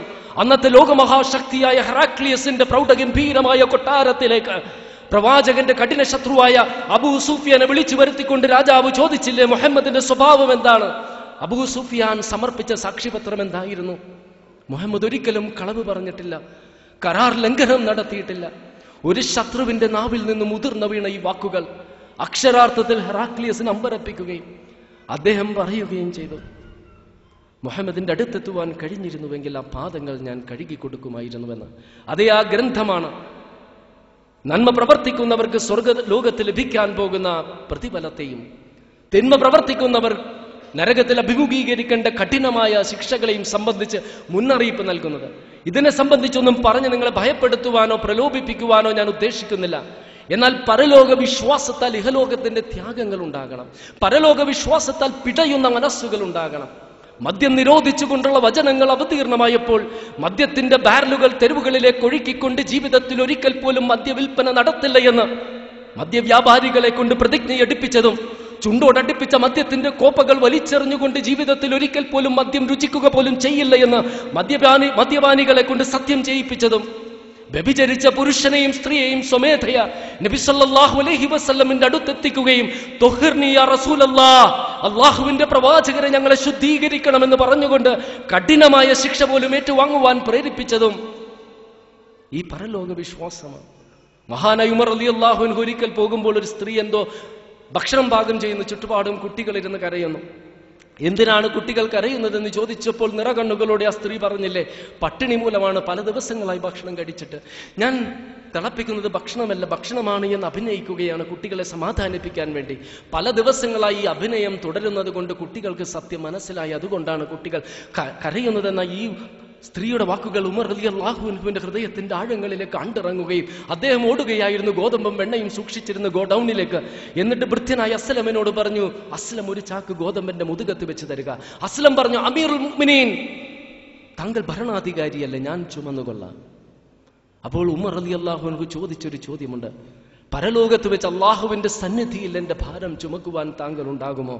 എന്നിട്ട് സ്വയം അത് ചുമന്ന ആ സ്ത്രീയുടെയും കുട്ടികളുടെയും അടുത്ത് എത്തിക്കുകയും സ്വയം അത് പാകം ചെയ്തു കൊടുത്തു. കുട്ടികൾ സംതൃപ്തിയോട് ഉറങ്ങുന്നത് വരെ അവിടെ കാത്തിരുന്നു. പോരുവാൻ നേരത്ത് ആ സ്ത്രീ പറഞ്ഞു, ഉമറിനേക്കാൾ ഭരണാധികാരിയാകുവാൻ താങ്കളാണ് യോഗ്യനെന്ന്. ഉമർ റളിയല്ലാഹു അൻഹു പറഞ്ഞില്ല, ഞാനാണ് ഭരണാധികാരി, ക്രെഡിറ്റ് എടുത്തില്ല. പരലോകത്ത് അള്ളാഹു നൽകുമെന്ന ആ പരലോക വിശ്വാസം ഉണ്ടായിരുന്നു. ഇവിടെ ഉമർ അലി, ഈ സംഭവം ഞാൻ വിവരിക്കാനുള്ള കാരണം, ഉമർ റളിയല്ലാഹു അൻഹു അസ്ലമിനോട് ചോദിച്ച ചോദ്യമുണ്ടല്ലോ, അള്ളാഹുവിന്റെ സന്നിധിയിൽ എന്റെ ഭാരം ചുമക്കുവാൻ താങ്കൾ ഉണ്ടാകുമോ എന്ന്. ആ ചോദ്യം നാം ഒരുപാട് തവണ ചോദിക്കേണ്ടിയിരിക്കുന്നു. കാരണം വിശുദ്ധ ഖുർആനിലെ 6-ാം അധ്യായത്തിൽ 27-ാം വചനത്തിൽ പറയുന്നുണ്ട്, വലൗ തറാ ഇദ് വുഖിഫു ലന്നാരി ഫഖാലു യാ ലൈതനാ നുറദു വലാ നുകദ്ദിബ ബിആയാതി റബ്ബിനാ വനകൂന മിനൽ മുഅ്മിനീൻ. നരകത്തിൽ അവർ നിർത്തപ്പെടുന്ന രംഗം നീ കണ്ടിരുന്നുവെങ്കിൽ അവർ പറയുമായിരുന്നു, ഞങ്ങളെ ഒന്ന് തിരിച്ചയച്ചിരുന്നുവെങ്കിൽ നിന്റെ ദൃഷ്ടാന്തങ്ങൾ ഞങ്ങൾ നിഷേധിക്കുമായിരുന്നില്ല, ദൈവദാസന്മാരിൽ ഉൾപ്പെടുമായിരുന്നുവെന്ന്. നമുക്കൊരു അവസരം ലഭിക്കില്ല. വിശുദ്ധ ഖുർആനെ സംബന്ധിച്ചിടത്തോളം 16-ാം അധ്യായത്തിലെ 97-ാം വചനത്തിൽ പറയുന്നുണ്ട്, മൻ അമില സ്വാലിഹൻ മിൻ ദക്രിൻ ഔ ഉൻസ വഹുവ മുഅ്മിനുൻ ഫലനുഹിയനഹു ഹയാതൻ ത്വയ്യിബ വലനജ്സിയന്നഹും അജ്റഹും ബിഅഹ്സനി മാ കാനൂ യഅമലൂൻ. വിശ്വസിക്കുകയും സൽക്കർമ്മങ്ങൾ അനുഷ്ഠിക്കുകയും ചെയ്ത പുരുഷനും സ്ത്രീക്കും ഉത്തമമായ ജീവിതവും മഹത്തായ പ്രതിഫലവുമുണ്ട്. നാവ് കൊണ്ട് അള്ളാഹുവിനെ സ്നേഹിക്കുന്നുവെന്നും പ്രവൃത്തി കൊണ്ട് അള്ളാഹുവിനെ സ്നേഹിക്കുന്നില്ല എങ്കിൽ നമുക്കൊരിക്കലും മാനവമോചനം, പരലോക മോചനം നമുക്ക് കരസ്ഥമാക്കാൻ കഴിയില്ല എന്ന യാഥാർത്ഥ്യം മനസ്സിലാക്കുക. ഈ ബാംഗ്ലൂരിൽ വന്ന് പ്രസംഗിക്കാൻ എനിക്ക് ഒരുപാട് സന്തോഷമുണ്ട്. ഞാൻ പഠിച്ച പട്ടണമാണ്. പഠിക്കുമ്പോൾ ഞാൻ ദൈവമില്ല എന്ന് പറഞ്ഞു നടന്നയാളാണ്, ഇസ്ലാമിനെ വിമർശിച്ച് നടന്നയാളാണ്.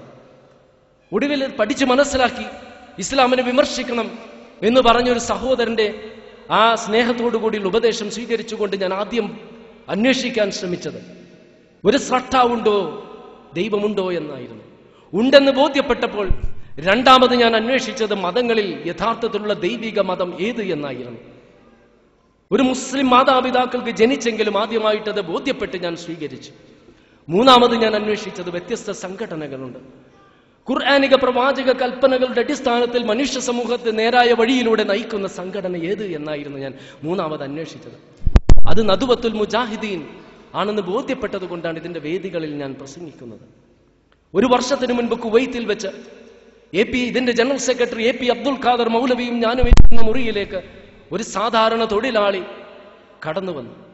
മതപരമായിട്ടൊരു വിഷയം AP അബ്ദുൽ ഖാദർ മൗലവി പറഞ്ഞപ്പോൾ അദ്ദേഹത്തിന്റെ മുഖത്ത് നോക്കി ചോദിച്ചു, ഖുർആന്റെയും പ്രവാചക വചനങ്ങളുടെയും അടിസ്ഥാനത്തിൽ തെളിവുണ്ടോ എന്ന്. കേരള നദുവത്തുൽ മുജാഹിദിന്റെ ജനറൽ സെക്രട്ടറിയായ എന്നോട് ഈ ചോദ്യം ചോദിക്കാൻ എന്ത് അവകാശം എന്ന് പറഞ്ഞ് AP അയാളെ ശാസിച്ചില്ല. ഒരു പണ്ഡിതനായി എന്നോട് ചോദിക്കാൻ എന്ത് അവകാശമെന്ന് പറഞ്ഞുകൊണ്ട് അയാൾക്ക് നേരെ കയർത്തില്ല. ശാന്തനായി മറുപടി പറഞ്ഞു കൊടുത്തു. കുറ്റിച്ചിറ മുതൽ ഒരുപാട് സംവാദങ്ങളിൽ അദ്ദേഹം നേടിയ സംഭാവനകളുടെ ഒരു വിദൂരമായി അടുത്ത് പോലും എത്തുവാൻ എന്നെ പോലെയുള്ള പ്രഭാഷകർക്ക് കഴിഞ്ഞിട്ടില്ല. അങ്ങനെയുള്ളൊരു വ്യക്തിയുടെ മുഖത്ത് നോക്കി ഖുർആന്റെയും പ്രവാചക വചനങ്ങളുടെയും അടിസ്ഥാനത്തിൽ തെളിവുണ്ടോ എന്ന് സാധാരണക്കാരനായ ഒരു തൊഴിലാളിക്ക് ചോദിക്കുവാൻ സാധിച്ചത് ഈ പ്രസ്ഥാനത്തിന്റെ നേതാക്കൾ അങ്ങനെയാണ് ആളുകളെ വളർത്തിക്കൊണ്ടുവന്നിട്ടുള്ളത്. ഇതാണ് ഈ മഹത്തായ ഈ പ്രസ്ഥാനം. ഖുർആന്റെയും പ്രവാചക വചനങ്ങളുടെയും അടിസ്ഥാനത്തിൽ ഏത് നേതാവിനോടും ഏത് മൗലവിയോടും നിങ്ങൾക്ക് ചോദിക്കാം, അവരെ വിമർശിക്കാം. ഈ സത്യം മനസ്സിലാക്കിക്കൊണ്ട് ഈ പ്രസ്ഥാനവുമായിട്ട് നിങ്ങൾ സഹകരിക്കണം.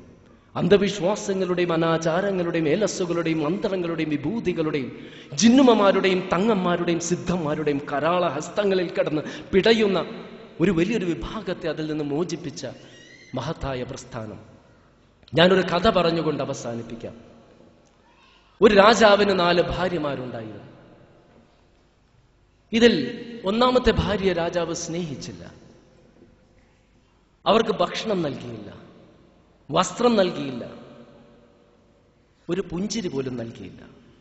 രണ്ടാമത്തെയും മൂന്നാമത്തെയും നാലാമത്തെയും ഭാര്യമാരെ രാജാവ് ഒരുപാട് സ്നേഹിച്ചിരുന്നു. ഏറ്റവും അധികം സ്നേഹിച്ചിരുന്നത് 4ാമത്തെ ഭാര്യയാണ്. അവർക്ക് ഭക്ഷണം നൽകി, വസ്ത്രം നൽകി, ആഭരണം നൽകി, എവിടെയും കൊണ്ടുപോയി പ്രദർശിപ്പിക്കുമായിരുന്നു. അങ്ങനെ ഇരിക്കെ രണ്ടാമത്തെയും മൂന്നാമത്തെയും ഭാര്യമാരെയും രാജാവ് സ്നേഹിച്ചിരുന്നു. അങ്ങനെ ഇരിക്കെ രാജാവിന് അസുഖം ബാധിച്ചു. ഡോക്ടർമാർ പറഞ്ഞു രാജാവിന് അധികം നാൾ ഇനി ജീവിക്കാൻ സാധ്യമല്ല, മരിച്ചു പോകും.